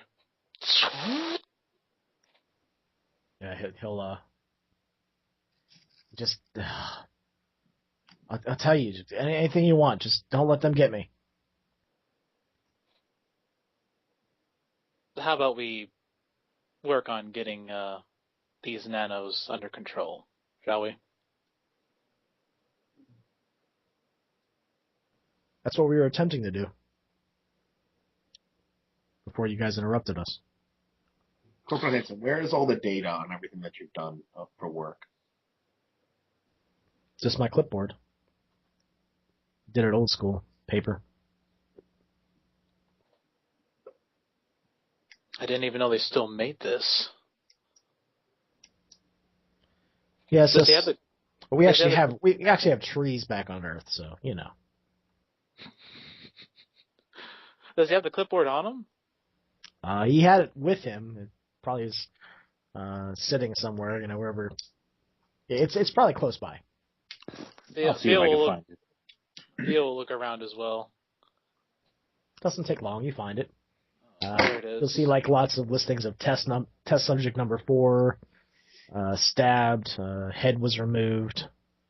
All these different horrible things that they were doing to them, and they all seem to come back in parts. Whenever the part would seal off, it would die eventually because of lack of blood flow. Like if an arm sealed off at the elbow and it was removed, it would seem to have life for a short time and then it would die. In all the experiments that they ran, they never considered like what happened to the nanites after. No, they didn't seem to. So they could be all over the ship. Longbeard looks at it and just shakes his head. We need to just we can't stay on this ship. Yeah, we need to make sure that none of these nanites get into our ship. And That means we need to try to purge this ship before we even get to ours. Well, I suggest we try to use the temperature to maybe kill off the machines, and then if we figure out that works, we can purge the ship. We had talked about a possible EMP, but that would also leave us dead in the water. So we did not resort to that yet. Yeah. Well, heat would be a safer choice for the first try. Well, the nanites might react to heat to repair them, make themselves better. We don't. No. I don't want to make them any stronger than what they can be. We should probably. I guess I need to get down to the labs to look at them and investigate it further. Probably with the help of the doctor if he has a second. No, definitely. This needs priority. But we need to make sure that we're clean until before we head back to the ship. Yeah. I recommend keeping the EV suits on too while we're here. Definitely. Well, let's head to the sick bay on the middle level then. They'll have the equipment that we'll need to analyze these things. The ship power routines, as Longbeard walks away, are still at like 40%. So that's still got another 10 minutes or so before they're even powered up. I think I missed the beginning of that, John. Can you say that again? Is my voice not coming in loud, or am I Sometimes we have a little bit of static, I've noticed in this call for some reason. Uh, Yeah, just a little bit, not too bad. You were saying something about 40%?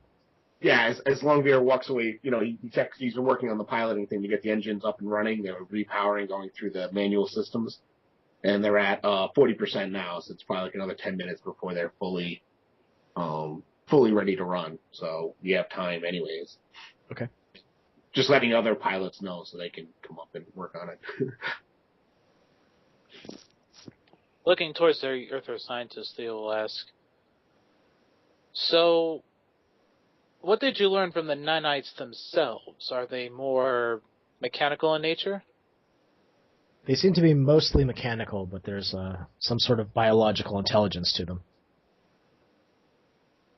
Like what? How intelligent? They seem to have some sort of brain tissue. It seems like they were created and then this brain tissue was given to them. It must have come out of the rift. That's the only thing we can think. Is it self-replicating? We don't know. Right then. More questions. I think they came out of the rift and something created them. I think that's the scary thing. It could have been these things that got on this ship. I don't know. How are you mentally controlling them? Just with voice commands. They seem to latch on to a strong leader figure. And they latched on to us. We learned that on various test subjects back on Ganymede. And Bryce, you'll get a flicker of thought of prison cells, of Maverick prisoners, and them testing the nanites on them as well. Okay, I definitely think that's all he's going to get, because he can't do this deep thoughts thing forever. Okay.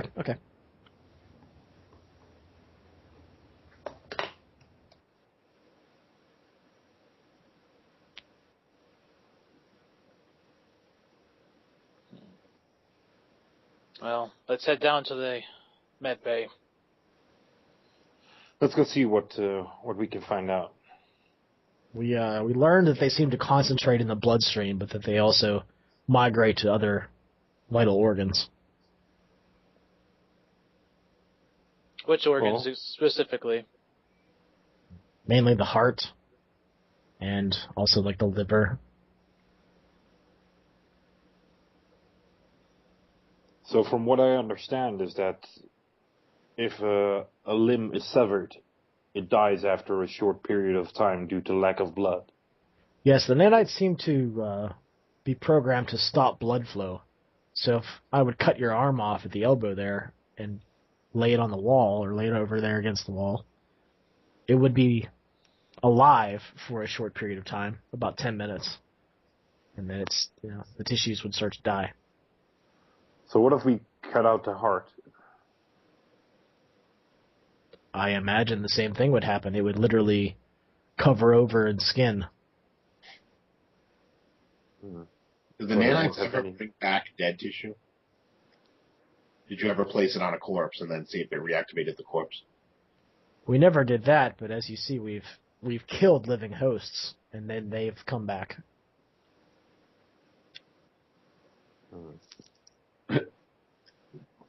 Longbeer looks over at you guys and says, maybe we should jettison the corpses of all the creatures.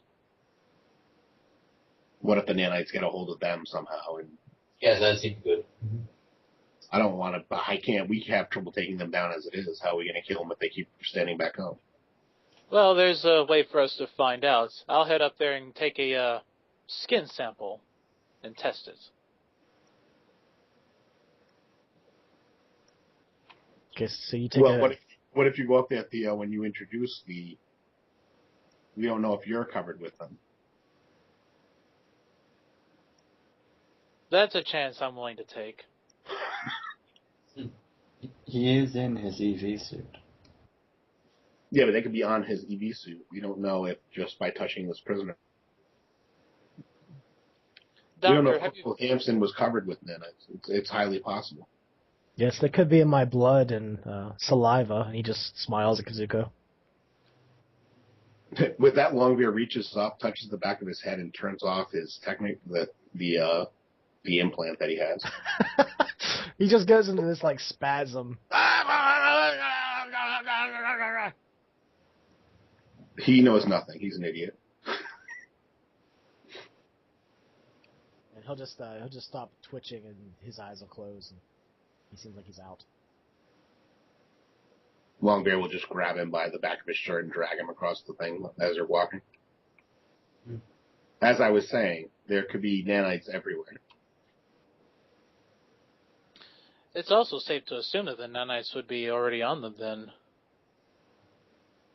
Well, we don't. If they were in combat, I was thinking that's possible, but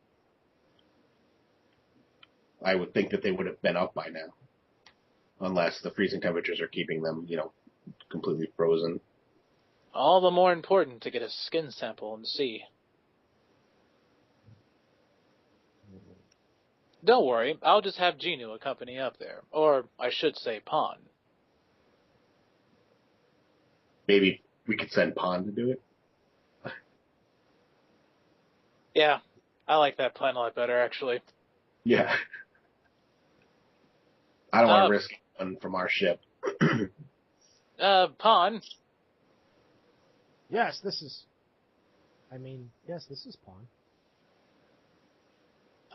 If you're done dancing, could you please go up to the command level of the ship and retrieve a tissue sample of one of the creatures up there?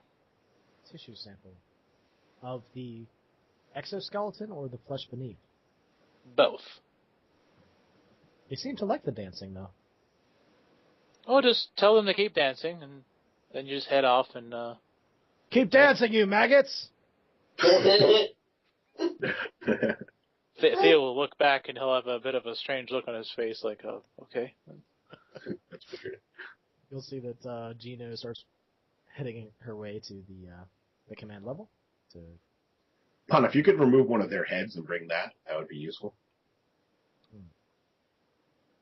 That seems to be your thing, isn't it?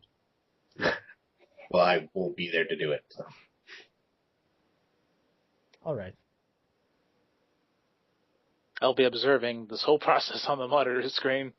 Where should I take the substances that I collect? Take them to the med bay. Will do. You'll see that eventually she gets there, and she's lifting up limbs and twisting them. It takes some time. You'll see that she has like a little arm that comes out with a laser, and it starts to try to cut through the carapace, and it seems like it's giving some resistance. But eventually, she has like a sample of the carapace, and then she reaches one of her own little sample collector arms that comes out and sort of turns and spins, and out comes a little bloody chunk. And then you'll see Geno. It has a canister arm, and what was the other arm, Phil? It was like a blaster or something? Yeah. No, bludgeon arm. It was Okay. So you'll see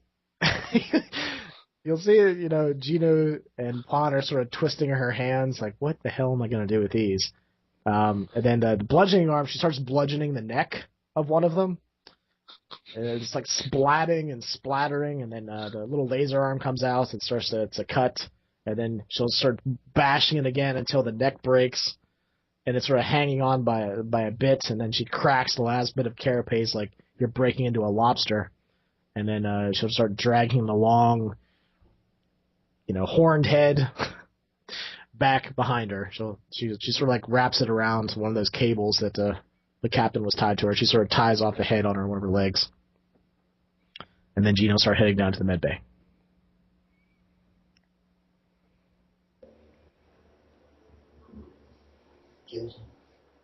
I'm on the way. It should be there soon. Roger that. Theo will rush down to the med bay. Holy crap. I'll head to the med bay as well if I'm not already there. Are we using the medbay on the Aeschylus or on our ship? The Aeschylus. You'll see that this med bay is probably about 8 times the size of yours. There's many different med bays, all kinds of different high-tech equipment, various scanners, and other experimental pieces of technology. You're not sure what they do. In fact, you can tell me what they do if you want. So is there a way to scan for nanites when they're not in bodies or anything?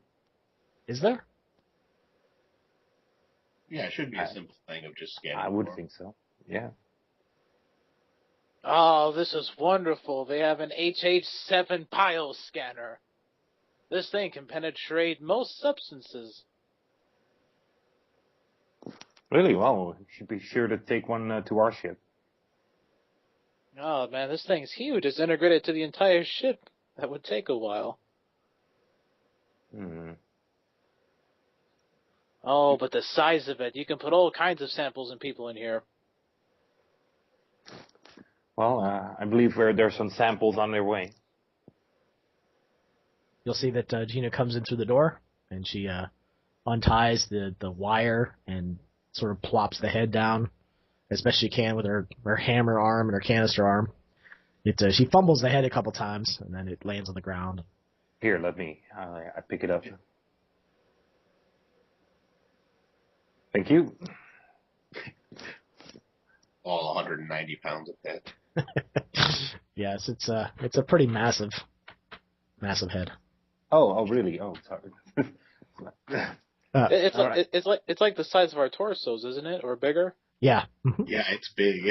Yeah, Theo will help you with it. It's like, all right. Yeah. You can probably hold on to the horns on the chin and the top of the head. That's probably the easiest handles. Longbeard goes to help, but then smirks and kind of just watches you guys struggle with it. No. Put your end over there on that side. No, you need to turn left. Wait. No, you're turning holding it wrong. My right. Lift on my right. As you guys up are or down? lifting it, the lips start to move. What The mouth starts to quiver a little bit, and the eyes start to flicker. You're hurting it. What? Just throw it on the bed. Just throw it on the bed.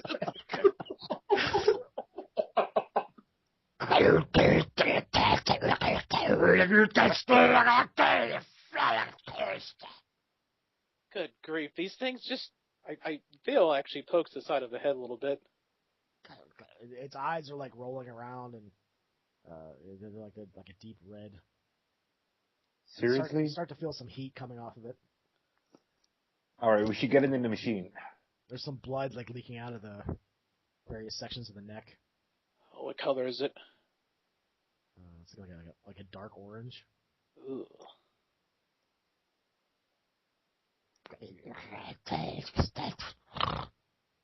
Oh, man. Wait, holy shit. If this guy is still alive, what about the things in our ship? That's impossible. There's no way this can be alive. It has to be infected. With that, Longbeard's like grabbing one of the laser scalpels hanging above it, and he just starts like blasting it, trying to shut it up. Where do you blast it with the laser? Just like in an... I don't know, right in the mouth, trying to cut it. I just don't want to hear it talking anymore. I'm not even sure how it's talking without like lungs and stuff. I don't even. All right, so you butcher its tongue, and then half of its mouth sort of like falls off, and it just makes this gurgling noise now. Oh, you've made it worse. Good grief, man.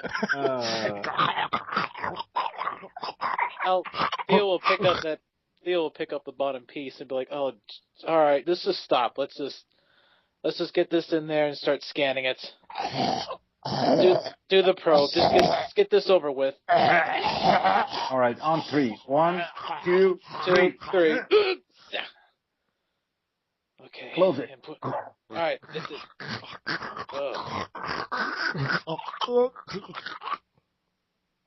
I threw the jaw in there as well. Just. So the scanner seems to report back that there are nanites inside of it. Of course there are. You see them climbing around, and well, I guess probably the scanner it just you see them moving in real time. Yeah. Seem like they're knitting together brain tissue and closing blood vessels that have been severed. You see that the edge of the neck that was bleeding is now no longer bleeding. There's this strange dark skin that's being formed over the edge of it. Oh my goodness. It's actually repairing it. This is amazing. Not to mention that this is alien tissue we're talking about. These probes must be very advanced. They must be able to analyze its DNA almost instantaneously. If it does have DNA. Might even be silicon-based. So where exactly did these nanites come from?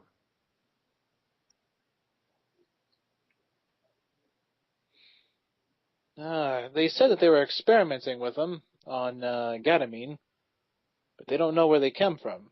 Now, he did say that they did come from the Rift, or that was his suspect that he had. All right. Well, do they have any targets, directories, things that they need doing, or? He's like, this is weird. They're both showing bio and silicone based, and another material that I'm not sure. It's not of our world, whatever it is. Well, let's take one of the probes underneath the microscope and start, or the microscanner, and start doing some detailed look inside of it. You'll see that the machine seems like it's getting warm. The head in there is generating a lot of heat. Oh, jeez. Eject the head out of there. Yeah. As soon as you pop it out, the room starts to just gradually increase in temperature. Oh, help me with this head. Just throw it on the floor. On the floor. Gina, Pond. Canister. Right there. Use it. Pond will slide over the canister, lay it on its side, and sort of shove it, and most of the head gets into it. And then it'll start to wrestle with its arms. Gino starts to try to lift up the canister, and it sort of like flops and sort of, and like the canister sort of just goes back and forth and then stops. And then she'll put Pond, use the coolant on it. Yeah, the canister is supposed to hold the coolant, not like us. Okay, I was picturing like a giant barrel. That's shit. Oh, that is freaking funny when I was thinking about that. All right, so the head is inside a giant barrel, and Pond just reaches her hand in there and then starts spraying it, and eventually the coolant will go up above the mouth, and you won't hear the sound anymore. You will see a few bubbles here and there, though.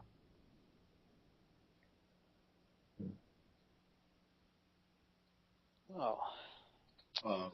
I will reach in there and I will grab one of the non-electrical scalpels and just kind of like get a scraping from the carapace, and then put that under the microscope real quick to see if we can see whether the cold is affecting the nanites. Okay. You look under there, and it seems like the cold isn't affecting them at all. Of course. Oh, a look of horror reaches over Theo's face as he runs to the monitor screen and puts up the command viewing screen. You'll see that the other Quay have started to stand up. Oh no! Oh no! Oh no! We got a problem! We got a problem! What? Understood. Damn it! They were on Genu and they got inside of there. Oh, jeez. Theo, what did I tell you? What did I say? I didn't go up there. Pond did. But You I told suggested you. it. I suggested it as you went up there. I said this could happen. Why? Why am I a genius? Why do I know this stuff's gonna happen? Look. It's fine. We can still deal with this. Okay. We'll play that recording, right? We'll play it in the room, and we'll try to confuse them. I'm not that wouldn't really confuse me. It's If a I heard a delay dinner tactic. party being played over a speaker. You have to try something at this point. Okay. There are 4 Quay aliens that are still in there. One is missing its head. The body that was missing the head is actually twitching and moving. You'll see its legs sort of spasmodically just moving around, but yeah. We could get off this thing. We could just blow the. Well, no, we couldn't because they're on pawn now, which means they're on us, which means we need to get rid of them. Yes, but then what about the other Earthers? I mean, not the Earthers, but the other Ganjin on this ship. They're already dead. They're minions. I mean, if we couldn't find out how to get the nano things deactivated, I would say for the good of the galaxy, we need to sacrifice those people, but that includes sacrificing us, so no. This might be a good time for Rohir. Why don't you roll some medical? You've looked at the nanites, you've seen them, you've seen how they act and how they've affected living and dead flesh if they're a host. Yeah, why don't you give me a roll? Let me think here. This is kind of tough though. Why don't you have like a 4 dice penalty? All right. Intelligence plus medicine. Yep. Do you have any specialties? I don't know if they might. Yeah, that's kind of tough. I have genetics I have genetics, and I have artificial intelligence specialty on computers. It might assist in some way.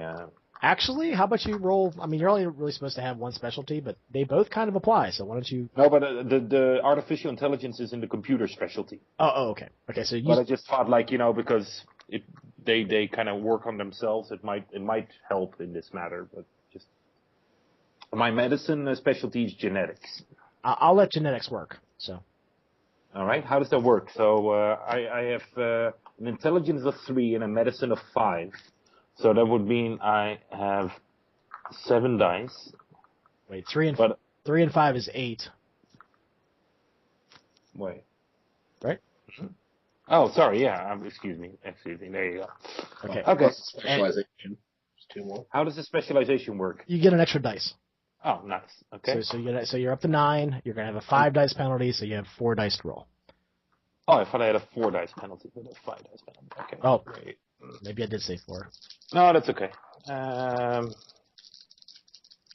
Can I use a willpower on this? Of course. And then I would get an automatic success, right? They let you roll. It's extra dice. Yeah, roll 3 extra dice. Oh, 3 extra dice. Okay, I'll do that. Let's see. 1, 2, 3, 4 successes. Okay, that's a lot, especially with that penalty. So you're looking at things. I'll let you decide what you think is the best course of action to. Like, what do you think you've learned from these nanites? Whew. That's a good question. I have no experience as a player, whatever, with nanites or stuff like that. So okay, so it has some sort of brain tissue. You've probably figured out that brain tissue isn't human. You also figured out that they're both technological and biological at the same time. So they're sort of like a very small cyborg, I guess is a way to look at it. You figure if you can disrupt either the flesh or the technology that you'll be able to destroy it. You just have to see what that is. It seems like cold hasn't worked. But well, my first instinct would be that electricity would work. Because it affects the brain and it affects technology in a sort. Yeah, it's some sort of cyber cell, as Phil calls it. So yeah, you think that we'll say that you think electricity is the way to disrupt them. Yeah, so I would probably go. I would say, guys, I think I have a way to maybe even destroy the nanites. Oh, please, share it with us because we don't have much time because these things are coming back again, and I'd be damned if I'm going to deal with these again. And he'll reach down and grab his stomach. You're like, oh no. If I'm able to get the right frequency, we should be able to run an electrical current through the ship, the air, and the people in it. It should disrupt, perhaps even kill the nanites. All right. But getting the frequency is going to be hard, and we're going to have to make sure that it is absolutely the right frequency, or it might even blow up the entire ship. Well, if I can help out any way, I will. All right, I'm going to need about 5 more minutes to see if I can get the frequency right. But then we need to calibrate it, and we'll need a powerful source enough to run the electricity through.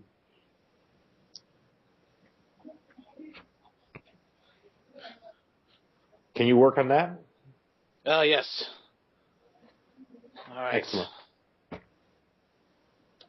Theo will begin typing away on the computer screen/monitor, working away on all the equations. Okay, get that done right there. Right there. While still looking frantically at the monitor, observing our Quay friends.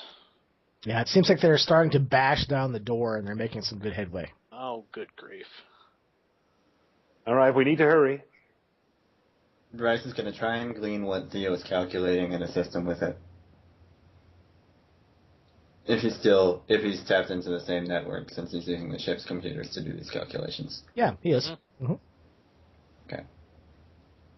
In fact, Bryce thinks so fast that he could probably see where Theo's going and head him off at the pass. Okay. Well, he'll share whatever results he gets with Theo. You're in a slipstream, like. So, what results do you guys get? Okay, frequency 742.776. All right. What are we connecting this through?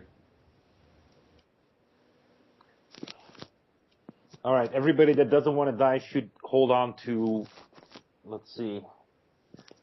Damn it, we need some rods. I start yanking out some things out of the machinery here. Yeah, this should work. All right, everyone should hold this in their left hand and this in their right hand.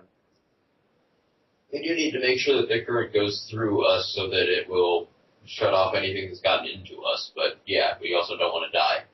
Exactly. If we don't hold this, we're going to die. Yeah. Okay, so make sure. Left hand is red, right hand is blue. Yes. Gotcha. Doctor, Right. Will this affect my neural implant?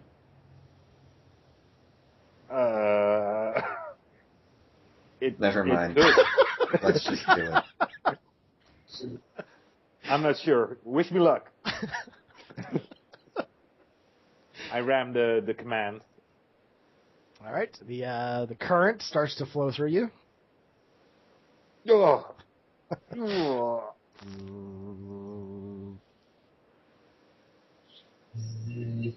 We're all, I picture us all kind of jerking like we're being electrocuted. We just don't die from it because we're all different things.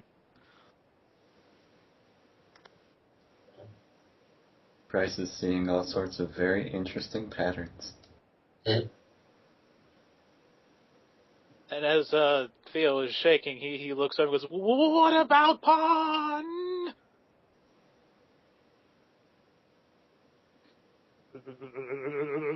I walk over and stab, and like stick one of my rod things against Pawn or against Ginu.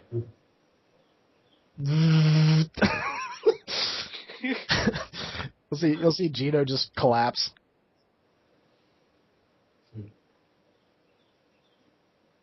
And then the power stops. Theo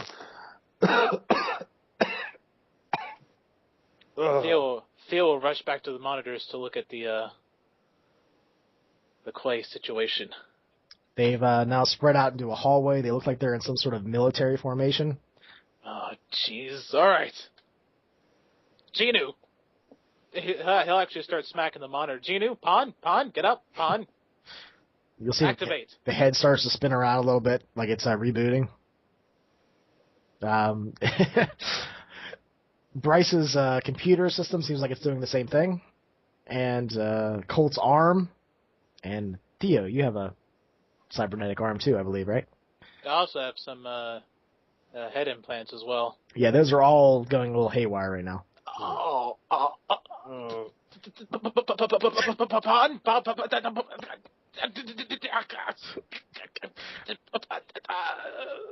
You'll see Gino's body just sit up abruptly and. Yes? Okay. Pun. Battle formation. We're gonna have to engage those Quay. Because Did they're it barreling down. Longbeard looks under the microscope to see if the nanites are dead. And that was on the scraping of the. Yeah, that would have been the scraping of the carapace, just the ones that were already in there. That was the one that was submerged in the. Yeah, they are still there and they're fine.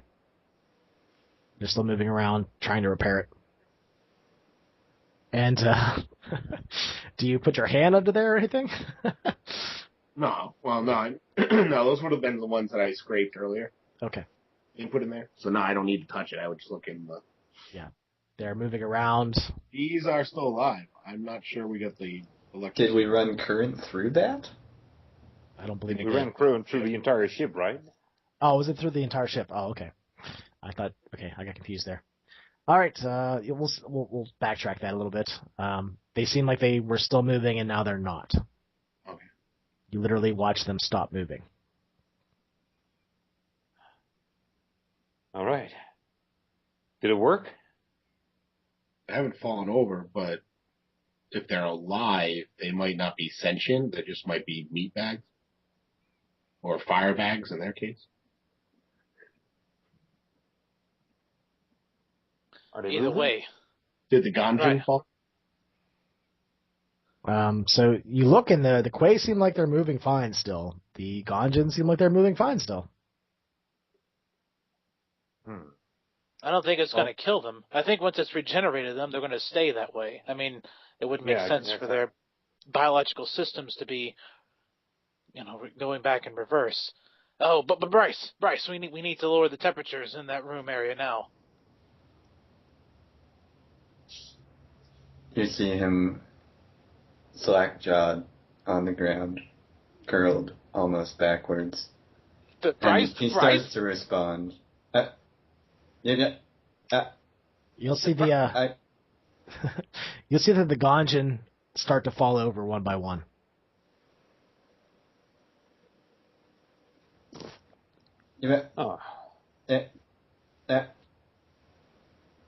I run towards Bryce and I start to check him.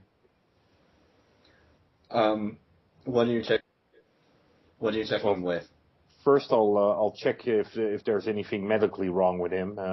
His vitals seem fine, apart shit. from his heart being a little bit erratic, but more in sort of a gradually speeding up and then slowing down very low and then speeding up again. But it's not like it's still rhythmic, while being inconsistent.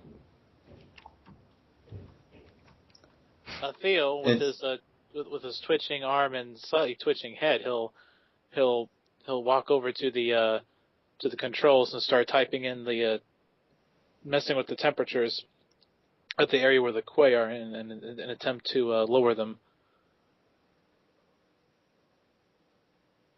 So he'll see his cybernetic arm kind of twitching, his eyes do a little twitching back and forth.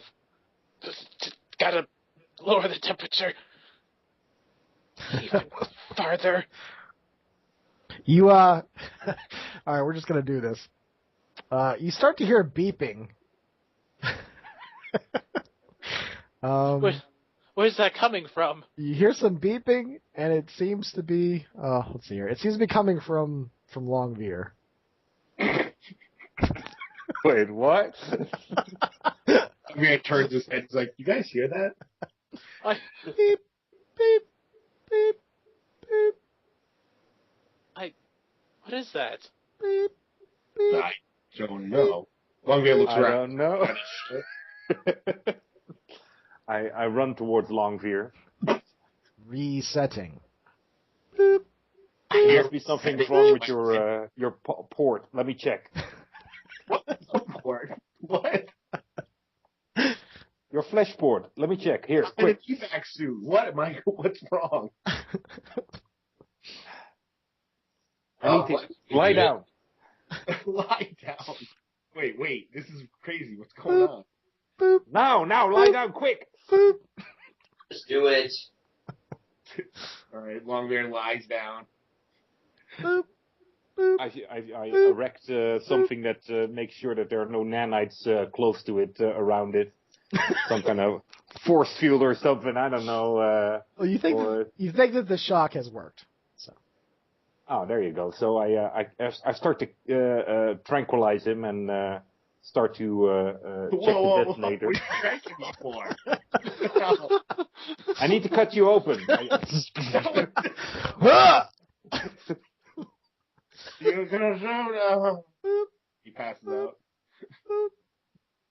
I checked the detonation thing. It looks like it was going to go off in about a minute. Oh shit! I readjusted. It seems like it was reset when the electricity went through him, and it was going to go off in about a minute. So, yeah, you turned it off. What is that, Doctor? What are you doing? It's the flesh port. You're trying to explain. But I would definitely be bringing up, like, wait, you put a bomb in him? Like, shouting at you in disbelief, like, what? Are you guys looking into the wound with me? I'm just like, I need my space, move away. I would definitely be looking into the wound with you because something is being weird and I need to know what's going on with my crew, but... Theo tries to pay I attention, I would look from a distance maybe, but I would at least look. but he's too busy trying to lower the temperatures. He's like, come on. The temperatures are starting to lower. Zuko hears bomb and kind of steps back. He's like, bomb? What the? Why would anyone put a what? Pull it out, man. Pull it out. Pull it Because out? I was already suspicious that you did something to him. Like, I wouldn't necessarily thought bomb, but as soon as there was something beeping in him, I'm like, you put something in, didn't you? I'm holding on to this. It's his flesh port. What are you guys talking about, a bomb? It's only him, so it has to be something you put in, if you don't trust him. I don't know if I wouldn't necessarily know think a bomb in character, but I would think, like, you did something to him. Because he was like, Colt, you didn't change something or put something in there. Why would his flesh port be the only one going wrong? I don't know. Maybe it's the one that's What do you mean you sensitive don't to know? these shocks. I'm looking at it right now. Just would you guys mind backing off and letting me do my work here, please? Sorry, Look Colt, at him, sorry. and he's busy with the temperature. Just focus on him. Focus on it. So, look away, guys. Look away. You see nothing. I'm still watching you, but like I said, I'm watching you from a distance, and I'll be quiet at this point. Yeah, Kazuko backs off. He doesn't want to interrupt your delicate surgery. Yes. If there is a bomb in there, I don't want you to blow it up by accident. So what does the doctor actually do? The bomb has been disabled. It's a good question. What is he? Or should I say the flesh port has been disabled? Exactly. Yeah, there you go.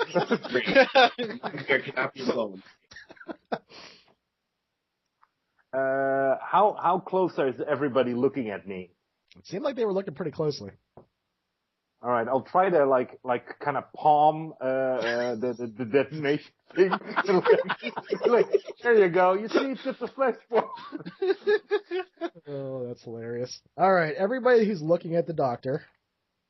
Let's see here. Once you roll wits and composure, and my subterfuge. Yeah, you can roll like something like dexterity and I guess subterfuge would work. Theo was not really paying too much attention to that whole situation. Yeah, that's fine.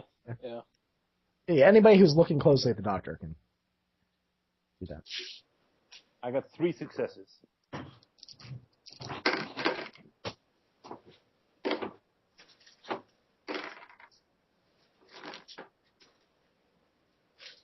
Zuko requires 2 successes. Okay, so Zuko doesn't see it. How about is Longbeard looking? I'm out cold. Oh, that's right. The doctor stimmed me, the bastard. Oh, that's right. Duh. Theo's paying attention. Tranquilized everybody. Like What's up? You're okay. Well, Bryce is still out of it. So what about the captain? Is the captain looking? That's what's supposed to. Yeah, I'm looking. I got 2 successes as well, though, so I don't see anything either. Okay, nobody sees you palm the bomb that you had planted. Clean getaway.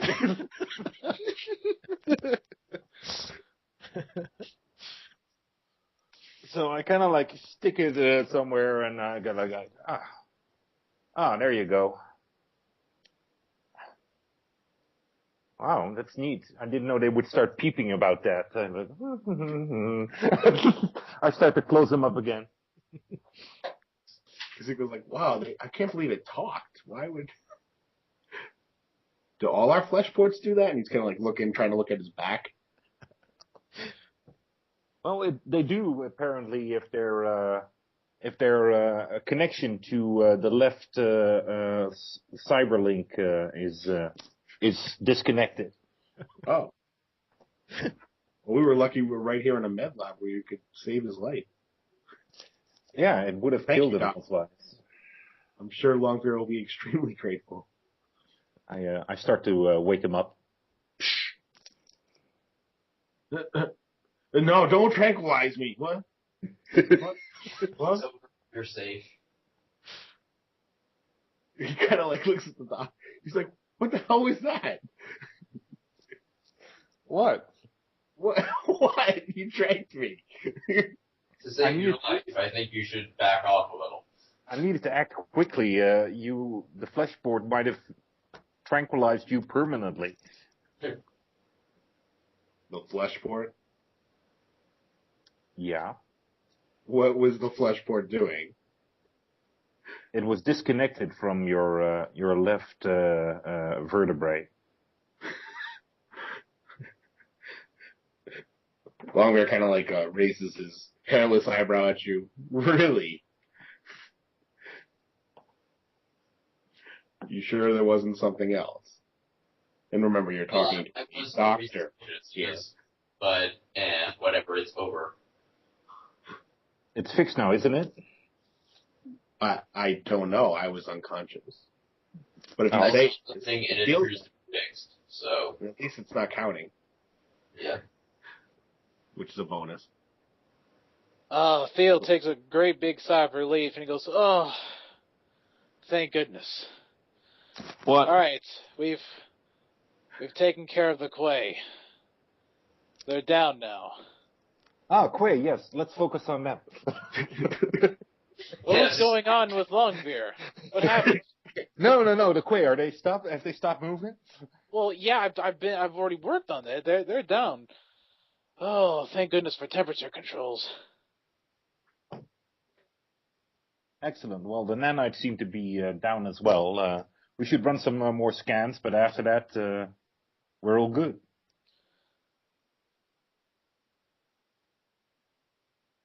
Oh, jeez. It's... Bryce, are you all right? No response.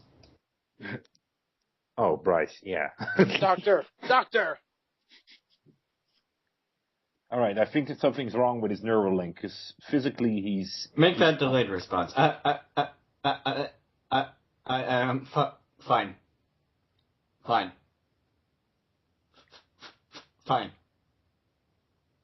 You just see him wincing, and his face, like, his muscles are twitching in inappropriate ways. Oh, I remember this happened to me one time. It was back when I was repairing this old space barge that we were dealing with. It was a whole junker. Darn electronics went haywire. Shocked my entire system. I couldn't stop twitching for 3 days. All right. I want to scan him completely, top to bottom. Can somebody put him on the bench? Sure, I'll help you. Are we putting the left side on first or the right? Middle should be fine. The middle, okay. We'll just put this right here. There we go. Ugh. All right. As you Just relax. you see his muscles twitch in a slightly different way, which might be code for relaxing. I start to scan him. What you notice or are reminded of is that the neural link he has in his skull is, well, it's non-standard. It's custom, and it's been sort of wired in without much safety protocol since he was 17. So his brain and his entire way of thinking and functioning has kind of been routed through that. So you see all the synapses firing, and you can sort of get a sense of the process if it's a detailed enough scan, but it's like it's shorting in places and just trying to form new links. Yeah. All right. Okay. There's too much power going through it. We need to calm it down. Longbeard, can you give me that head scanner over there? Yeah, of course. You go This might be a Ganjin vessel, but I'm sure they have cybernetic repair parts around here.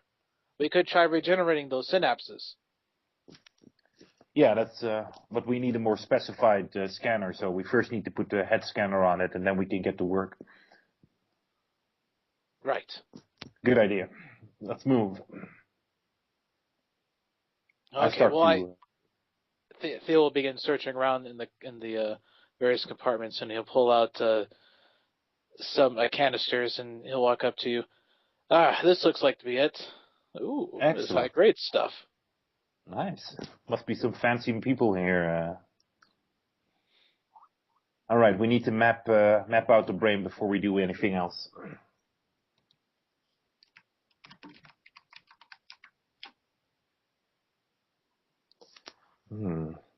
Wow. I kind of poke Longveer and I say, like, this guy could give you a run for your money. Yeah, it looks like it, doesn't it? He has a nice set of brains. Damn. Theo will begin to smile devilishly, and he'll say, I guess now we're brain hacking him. Yeah. That's... I kind of look into his face where he's still tranquilized. How do you like damn apples, huh?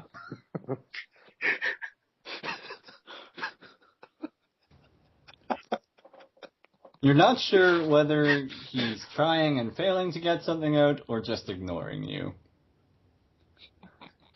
I go for the latter. Right. On the scans, you can see that, I mean, it's definite that he's trying and in some places succeeding to find new connections, but it's just like this is a process that's going to take a while. You may be able to speed it along, of course. All right. Come on, relax. Leave it to the professionals. All right. Longveer, this would work best if we work in simultaneously. Okay. You start here and I start there. So if we start knitting it up and we go around and then to the left, and you go around and then to the right. You see that? Okay. All right. Longbeard gets in there and gets ready with the knitting tool. Okay. We should work simultaneously and in sync, okay? So, can we play a music or something with a sturdy beat? Pawn kicks in and music starts playing. A waltz, a very steady, 3/4 beat. All right. I make an eye connection with Longveer. Ready? I'm ready. 1, 2, Na, Wait. na. On 3 or 3, then go. Oh, 3, then go. Okay. So 1, 2, 3. Hit and twist. Oh yeah, this is going good. All right, excellent.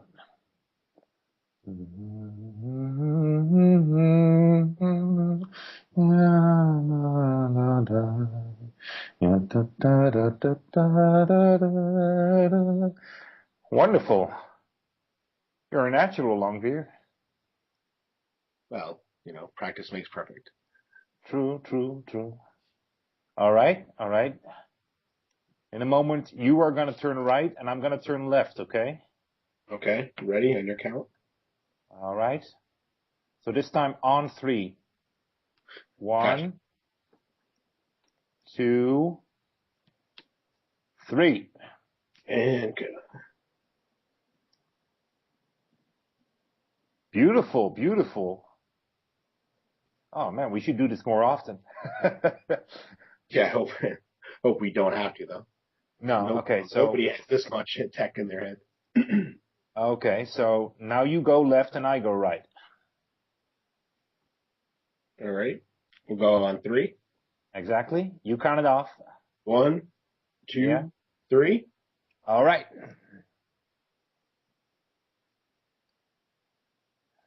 Perfect.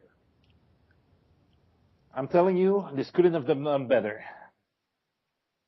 It should help him along. It should just give the brain and the cybernetics some time to get reacquainted, but it should definitely have helped.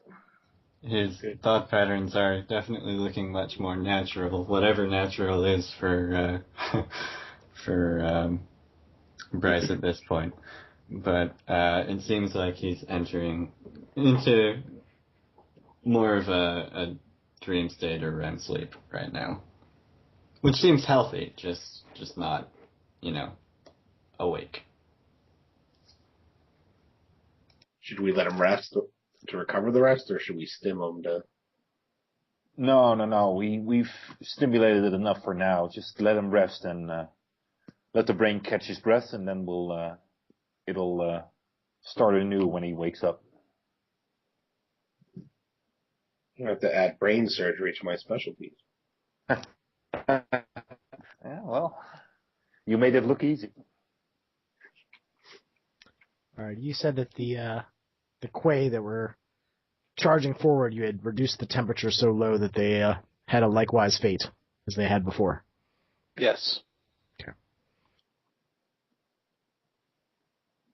And now we'll approach Pon and I'll say, all right, let's head out there and gather the bodies up. Come on, Pon. Yes, I'll help you. We'll make sure they are dead permanently. It seems that the Ganjin have also died. With that thought, he'll look up and glance over at the Earther. And he seems to be dead as well. He wasn't. Yeah. He didn't hold on to the rods. Yeah, he didn't hold on to the rods. Yeah. Yeah, his hands are tied though too. Oh my god. And he had a Neuralink in his head. Oh, Theo's head will kind of lower, and they'll just keep on walking. Yeah, I made a little, whatever the Gonjin equivalent of crossing myself with you, and he mentioned the Gonjin being dead, and then he mentions the Earther, and I just kind of looked like, oh, oops. Kind of shrug, That was my facial expression. Zuko's like, that poor man. He must have suffered. I'll have to go say a prayer for him. And Kazuko starts heading towards that area. Well, it wasn't that bad of a way to go. I mean, it was quick. Kazuko turns on you. He's like, what do you mean? He's dead. His life force is gone. Oh, I'm not saying him being dead isn't horrible. I'm just saying you were saying he suffered. I don't think he suffered. I think he died very quickly. I'm not arguing that it was good. I'm arguing that it wasn't suffering.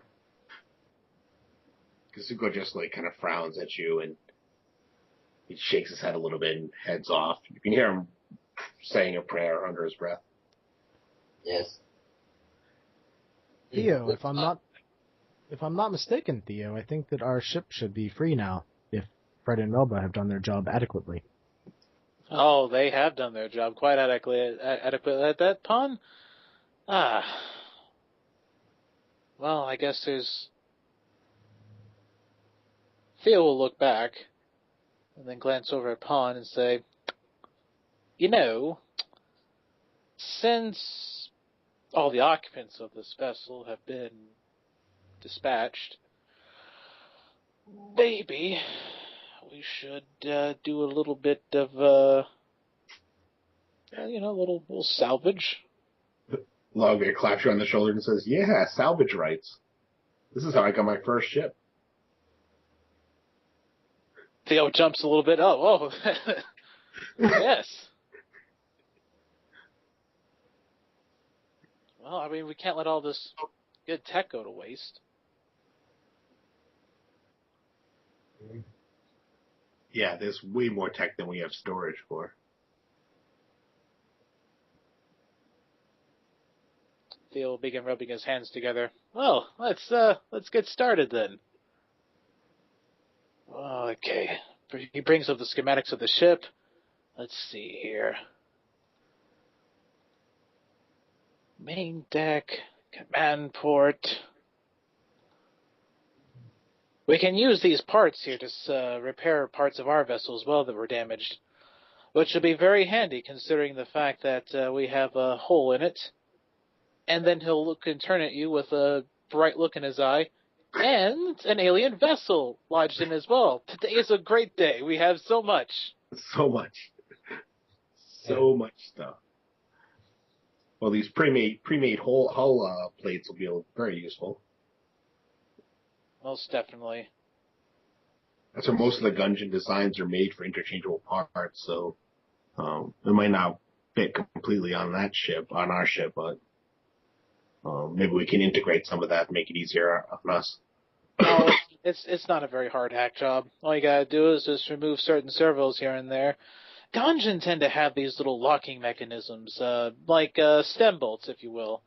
Yes. We'll just need to find those and detach those. It should be fine. Excellent. All right. Well, I'm gonna head up to the bridge and start the rotation of the ship. Hopefully, the engines are powered up by now, and then I'll feel a lot safer about doing any work that we have to on the outside and pulling the ships apart. Oh, make sure that you slow the ship down towards a controlled setting. Our ship is still slightly attached. It's locked within gravitational pull of this larger ship here. So, Okay. if we stop too violently, we might end up knocking our ship about. Gentle pull. Actually, you'll see that Pawn kind of stops, and I think Pawn's next to Theo, right? Yep. She stops and she looks over at Theo. Captain, Fred and Melba have done their job, and our ship is drifting away.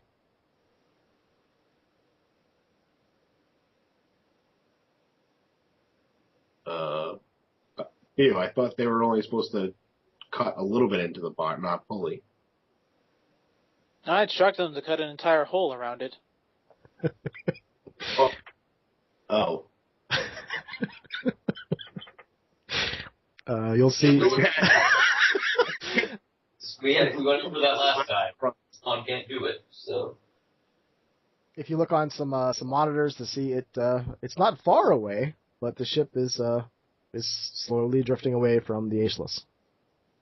All right. Well, it's close enough. If we could get to the airlock, could Pawn fire the engines in a minor way to get it back to where we could. It shouldn't be that much of a problem.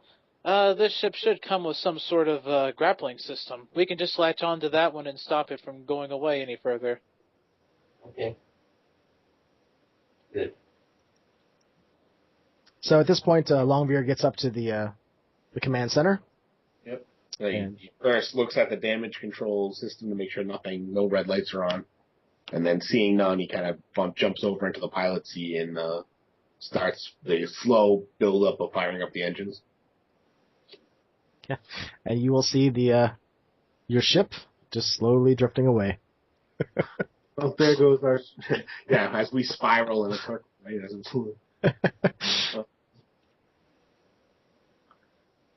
yeah, I guess Longbeard's going to try to, once he gets the engines up, just going to stop the rotation first of this vessel. And since the ship doesn't seem to be flying away at, 1,000 light years at a time, we could probably catch up to it regardless. Plus, Longbeard doesn't know how to use any of the tractor beams or anything like that. So You want to try to give me like a int or dex plus pilot to try to Sure. use the thrusters to get closer to your ship?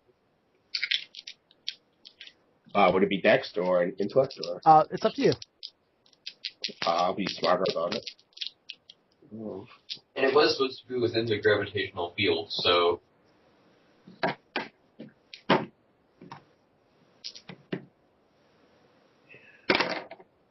So 4 successes.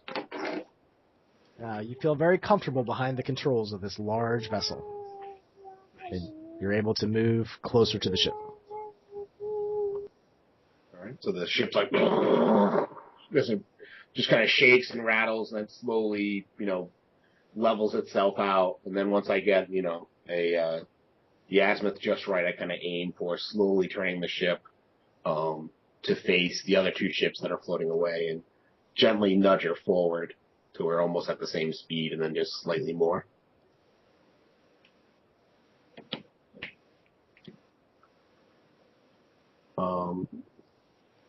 This time, though, I'm going to try to maneuver the ship into position where it's on the side, the non-damaged side of the ship, so that the airlocks are closer, so there's less of a walk.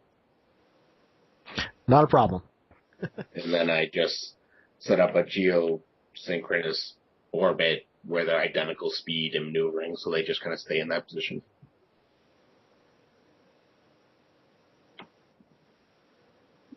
Crew, we now have control of this vessel, and we are within docking range, umbilical range of our vessel and the crazy alien vessel that's sticking out of our ship. Excellent work, Longbeard.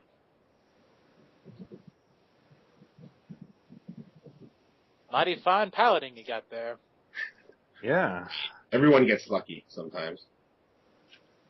As Longbeard is speaking, on his long-range sensors, there starts to be some blips that are appearing. And they're heading in your direction. Guys, we're going to have company again. You think they're about 6 hours out. 6 hours. This vessel, I'm probably picking that up with passive sensors. I'm going to pull up, I'm no Bryce, but I'll pull up the normal sensors and see if I can get a true scan, a tight beam on them to see what they are. If there's even a remote chance of that. Oh, yeah. You don't even have to roll. It's fine. Oh, okay. You think that they're similar in make and model to the alien vessel sticking out of your ship. Oh, man.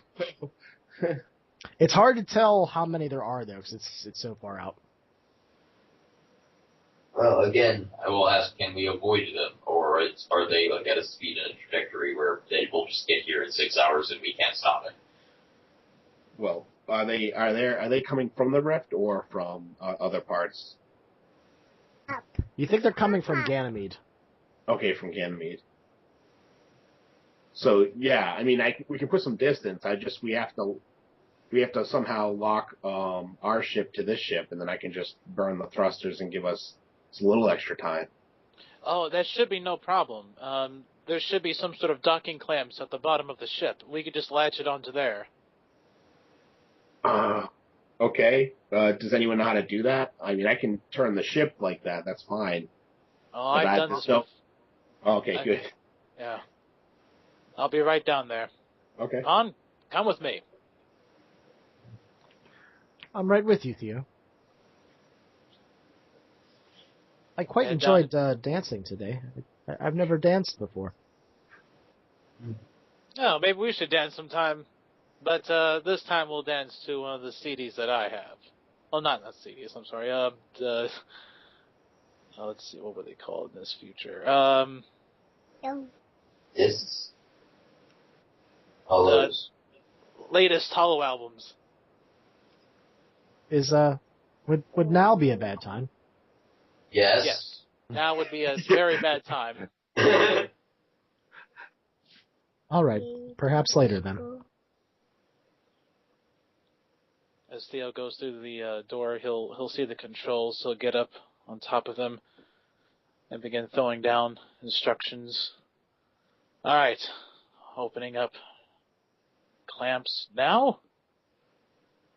Sensor is online. Okay. Longbear starts to turn the ship. Just tell me when.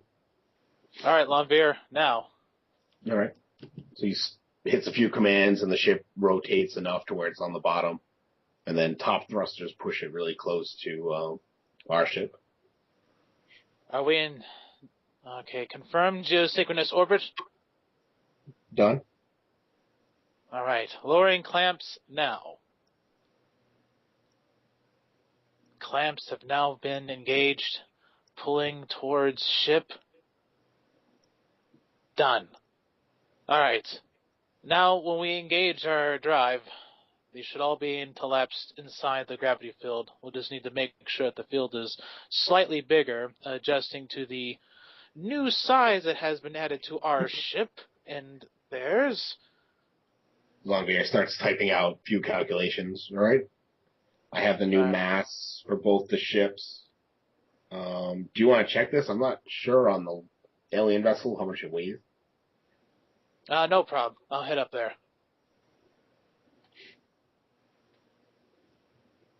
And then as he gets up there, all right, let's look at these calculations.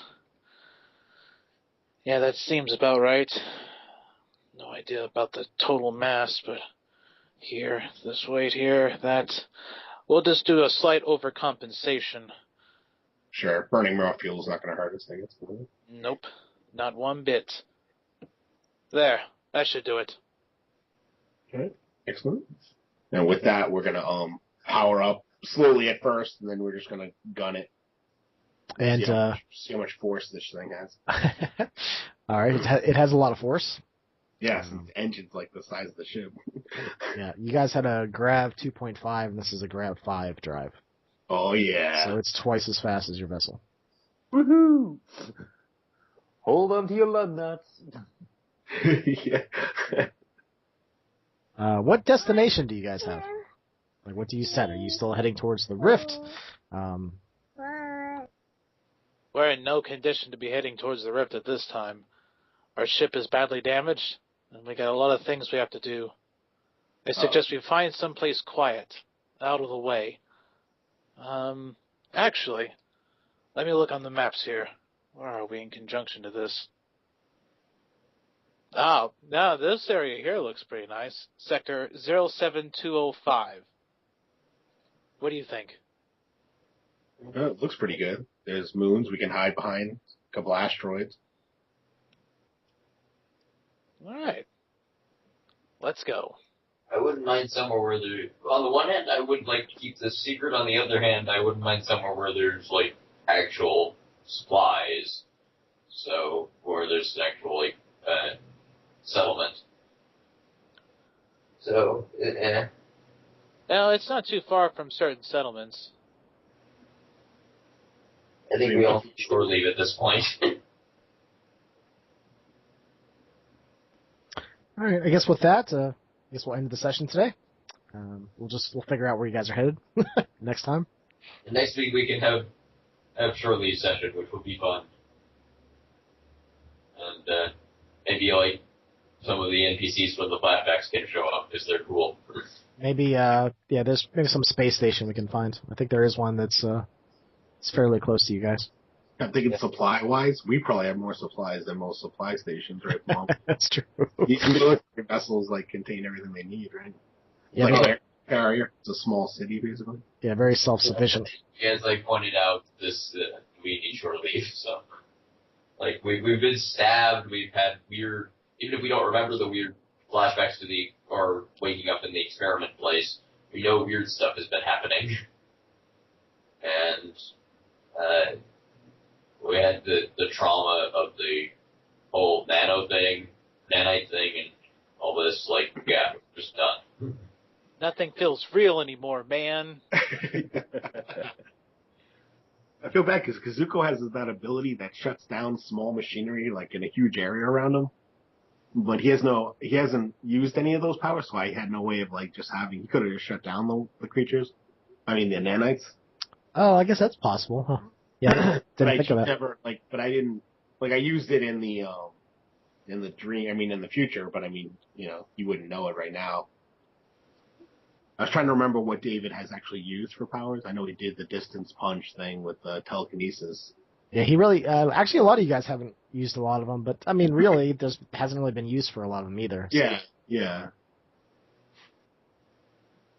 Also, I've been taking into consideration the amount of time that has passed for when the powers would be applicable then. Oh, man, it's 883 years in the future. Jeez. Yeah, that's right. It's like I was saying, I was like, not only is everyone we know is dead, but their generations 7+ times have been dead too. Yeah, it kind of makes you go back to that old man scene where it's like, you remember that time we we got out of that vessel? That just shows you how far flung in the future that scene was with the old men in the station. Yeah. Oh, good grief. Yeah, I don't like the future. You guys have she and half used clones out there, sort of keeping order in the galaxy. We're basically going to become like vigilante psychopaths against the she now. Like everyone we know is dead. You've turned us into secret police of doom. We have like no reason to live except to hate you. So. Here's the question, though. Did Kazuko make that treaty before or after this capture and surgery? Oh. Who knows? We'll see. Did he make the what?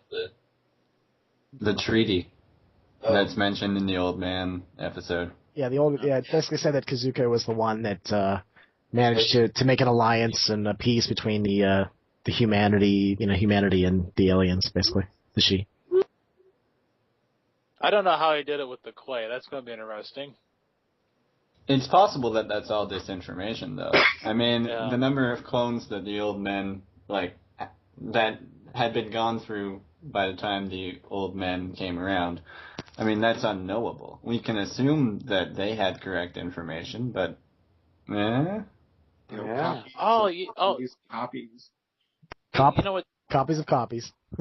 It's kind of strange though. If our clones live out their full natural lives, when they die, they get cloned back to their younger selves. So it's like some strange futuristic reincarnation thing going on. Yeah, and if you don't update, then you kind of. Oh man. Yeah, your brain, you'd go back to like before you did some stuff. And you're like, oh. You relive it, redo that Which stuff. could be healthier, really, depending on the situation. I mean, there are some things that maybe didn't need to be seen. This is just something I thought of. You know how you save a video game at various stages? I wonder if you could do that with your clones too. That's what we're normally doing. We just after we do something important, we update our status in the cloning machine. Oh, one of us becomes really depressed and almost suicidal, and it's like, all right, let's just re-upload him here before he ran into this, okay? Yeah. We have this March 7th. Let's do the March 7th upload. Yeah, that was a good day. He had a really good day, yeah. That was his birthday, in fact. This would be perfect. There we go. They'll just think it's his birthday, though. We'll just have to tinker with Man, that. I already got him a gift. What? I'm not getting him another gift. Yeah, it's the day before his birthday every time. Yeah, I wonder if a birthday for a clone is when he's cloned or when his other self was born. That'd be a little confusing. I don't know. I just know Jalen was going crazy, so I don't want to be cloned that many times. Or have that many clones. Yeah, my clone was kind of out of it. Yeah, your future... Dude, your skin was squishy. I know. You're scared the shit out of me when I was listening to that one. I'm like, I don't want to be near him. Some sort of flesh blob now. That was freaking me out too. I was like, oh, it's like the Thing. It sounded like he got stressed out. He started to sort of just not be able to hold his structure together. It's like, I'm silly putty. Oh, no. It's Clayface. He's futuristic Clayface. Yeah, it's Clayface. Oh, then I want to be Batman. Well, guys, I guess we could talk about today's session. Let's see here. What did you think, John? Yeah, I had fun. The bomb sequence I found funny. Is that what? But oh, I just can't imagine that would happen. The whole thing with the nanites and them come back, that was like something that was bothering me. Like the first week you mentioned that, I was like, oh. So yeah. Yeah, I had a lot of fun. As usual with you guys. Yeah, I look forward to Saturday. Yeah, I do too. Yeah, it's the only time I'm actually playing it, which is really good for me. That means I get to think about it all week. Yeah, I'm the same way. I've been thinking about this day the whole week. I was like, old Saturday can't come fast enough. I keep wanting to make plans like with myself, like, oh, we got this ship, maybe we can repair this ship, and then it can be ours. Then I'm like, you know what? There's no way. You can't make grand plans like that because it's not going to happen.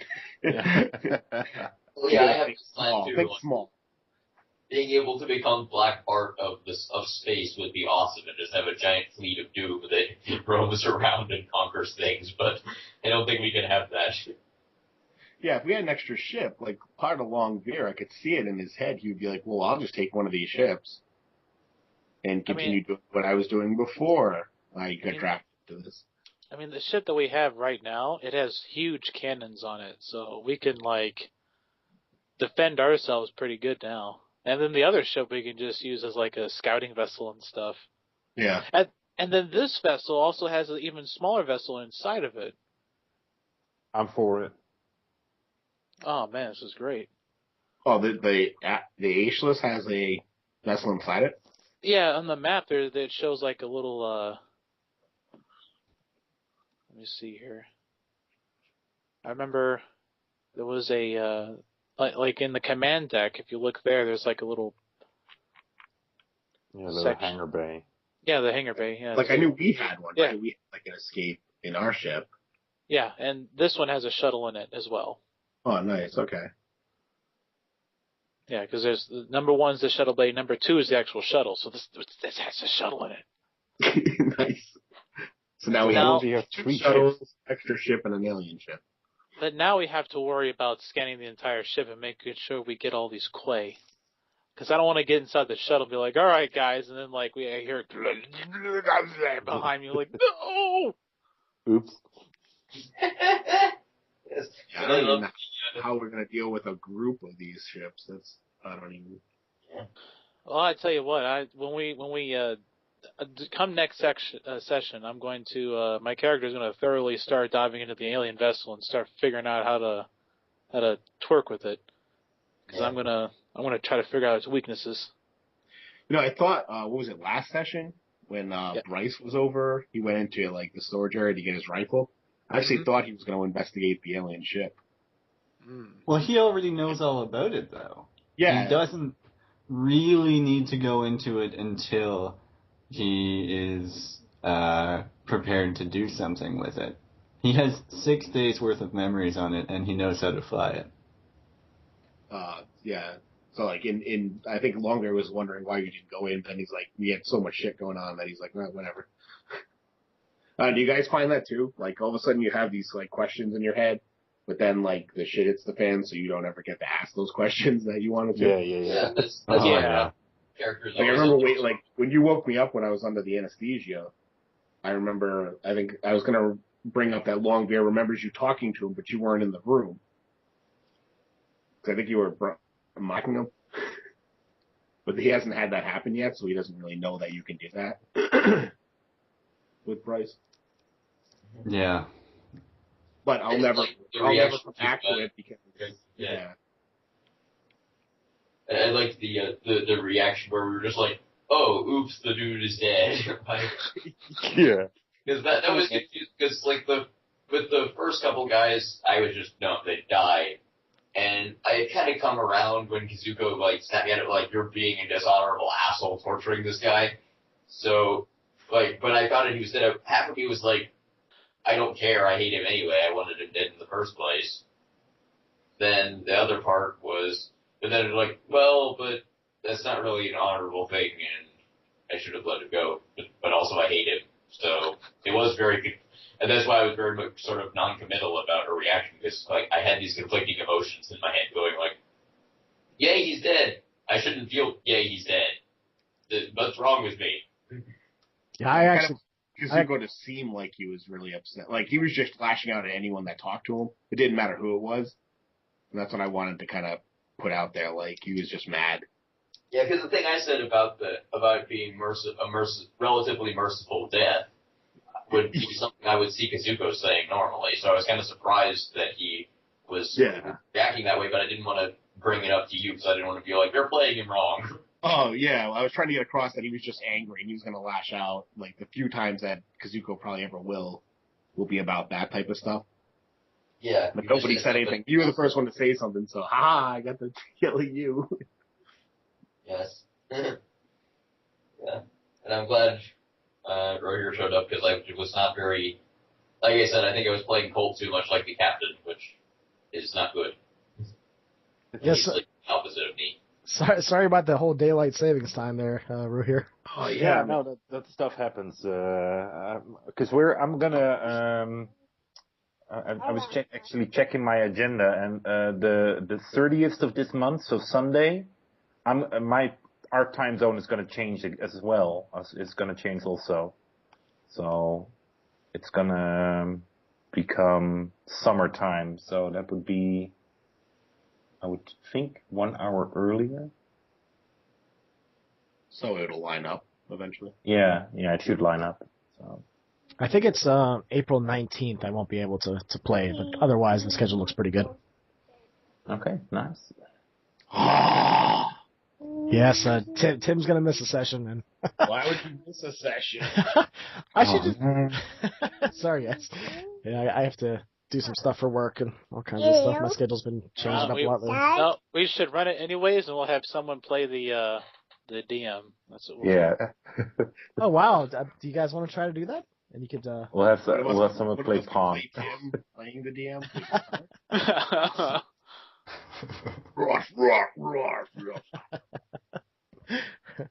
I enjoy doing those voices too much, I think. Yeah, you do, man. You reminded me of the Tasmanian devil. Like. That's how they sound. It's great. Yeah, I know, it's fun. It's cool. Oh my goodness, it's great. I like torturing that dude with that noise too. I love messing with his head like that. Yeah, Oh yeah, that was fun, but like all of my character sociopathy is just me thinking, because I get in a mode where like this is fun in a game and I forget that the character would be completely horrified by it. So that's why I came up with the whole he's a sociopath plot line to justify me forgetting that it's to actually like show normal emotions about stuff. I think one of the things about Theo though that I've been thinking about is that he would be a lot more cruel in his intentions rather than explicitly, like he wouldn't be like he wouldn't become like immediately sociopathic, I guess, like your character would on certain situations. Instead, he would think in a more cruel long-term mindset because of some of the stuff he's gone through. So instead, that's kind of also what I was playing with. Like he wasn't going to kill him, but he was going to make him think he was going to die. Yeah. Yeah. Yeah, longer could care less, but yeah, Kazuko just wasn't going to have that. There's no way. Yeah. Anyway, it worked because now I'm basically like, I've become Samurai. Well, and he maybe already is, but I basically become Ganjin Deathstroke, which is cool. It's fun to play that way. If we're doing where we're doing which DC character are we? Like, Colt becomes Clayface, and you, whatever. Like, I would totally be Deathstroke because I basically already am playing him like that. Wait, Clayface? Really? Just because because my your future guy? Yeah. I guess in your future you're a blob, so you're Clayface.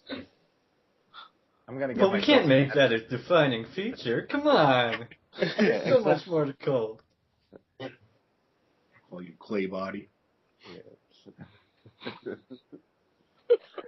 I don't know. If I have the power to actually change my appearance in anything and stuff, that'd be pretty cool. That'd be crazy awesome. You could change yourself to look like a Quay or something. Yeah. That'd be nice. A good intimidation check right there. Yeah. I'd be the first guy that, pretends to be a Quay and then starts a Quay family. There you go. You need to be able to control your body heat to some degree. And expand quite a bit, I would think. Yeah, that's a lot of mass. Maybe I just need to consume some more mass, and then I'll be able to do it. There we go. I'll just eat you guys, and then I'll be like this huge monster. It's easy to forget how big the Quay are, because I keep thinking that they're maybe 10 feet tall, but no, they're 24 feet. Yeah. So I keep picturing how they walk in these small holes and stuff. Well, I think I described the one as 16 foot, and then the other one is 12 and 14, I think. And they do expand. Yeah. They got slinky bodies, is what it is. Yeah, they sort of. The way you can kind of think of it is kind of like a barbarian type rage, and they expand and they get really hot.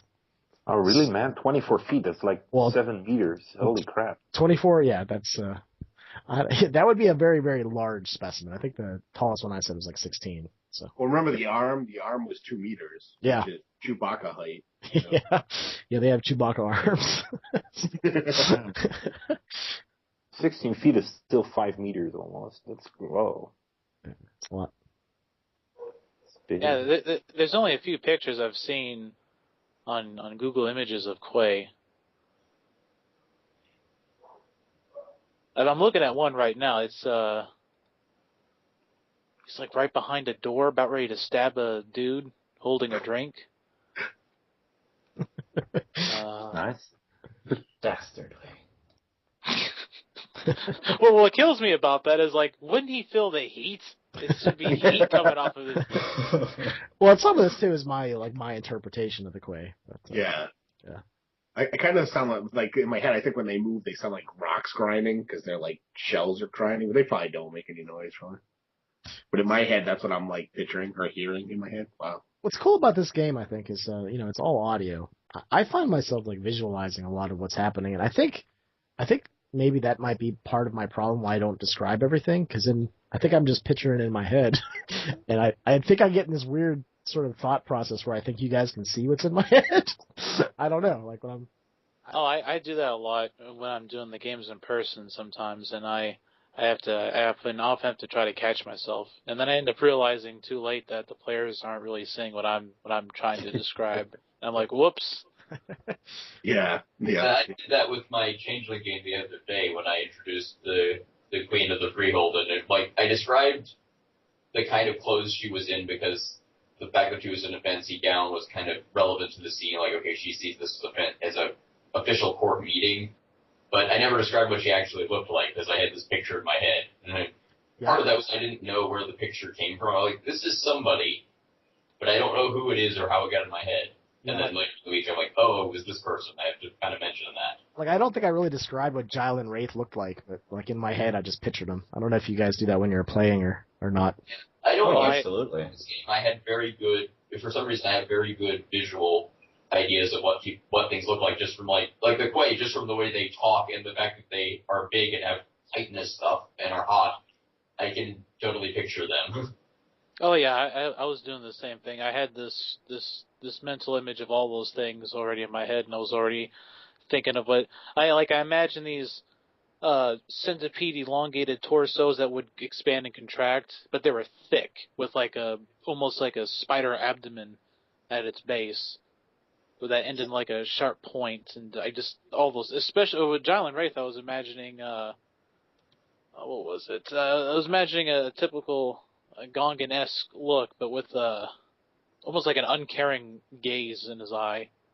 Yeah, and I just thought of it as extremely handsome because I don't know, when I think uncaring, arrogant assholes, I always think of them as really handsome. Yeah, yeah. I think I did as well. I pictured him as very, very handsome. With the Quay, it was like the base. I guess the closest thing, because a lot of it is stuff I made. I don't know if it came from other images, but the closest thing is like the alien combined with a little bit of the District 9 creatures and a little bit of predators, and then the chitinous plating. Like, so really big black things with chitinous plating and a little bit of the insectoid stuff from District 9. And just very pokey. They like apparently. I was imagining the legs similar to that from Starship Troopers, from the Arachnid Warriors. Yeah. That's pretty close. Yeah. Yeah, I always think of like when we're fighting on like the part where he shoots the guy the arachnid's leg off and he's still 98% combat effective. I was like, I don't want to fight these things. It's funny that they call them arachnids, even though they only have 4 legs. That always bugged me when I read the description of them. Yeah. Yeah, I try to, like, when I read the book a long time ago, I never really thought much about it. I probably assumed they had more legs.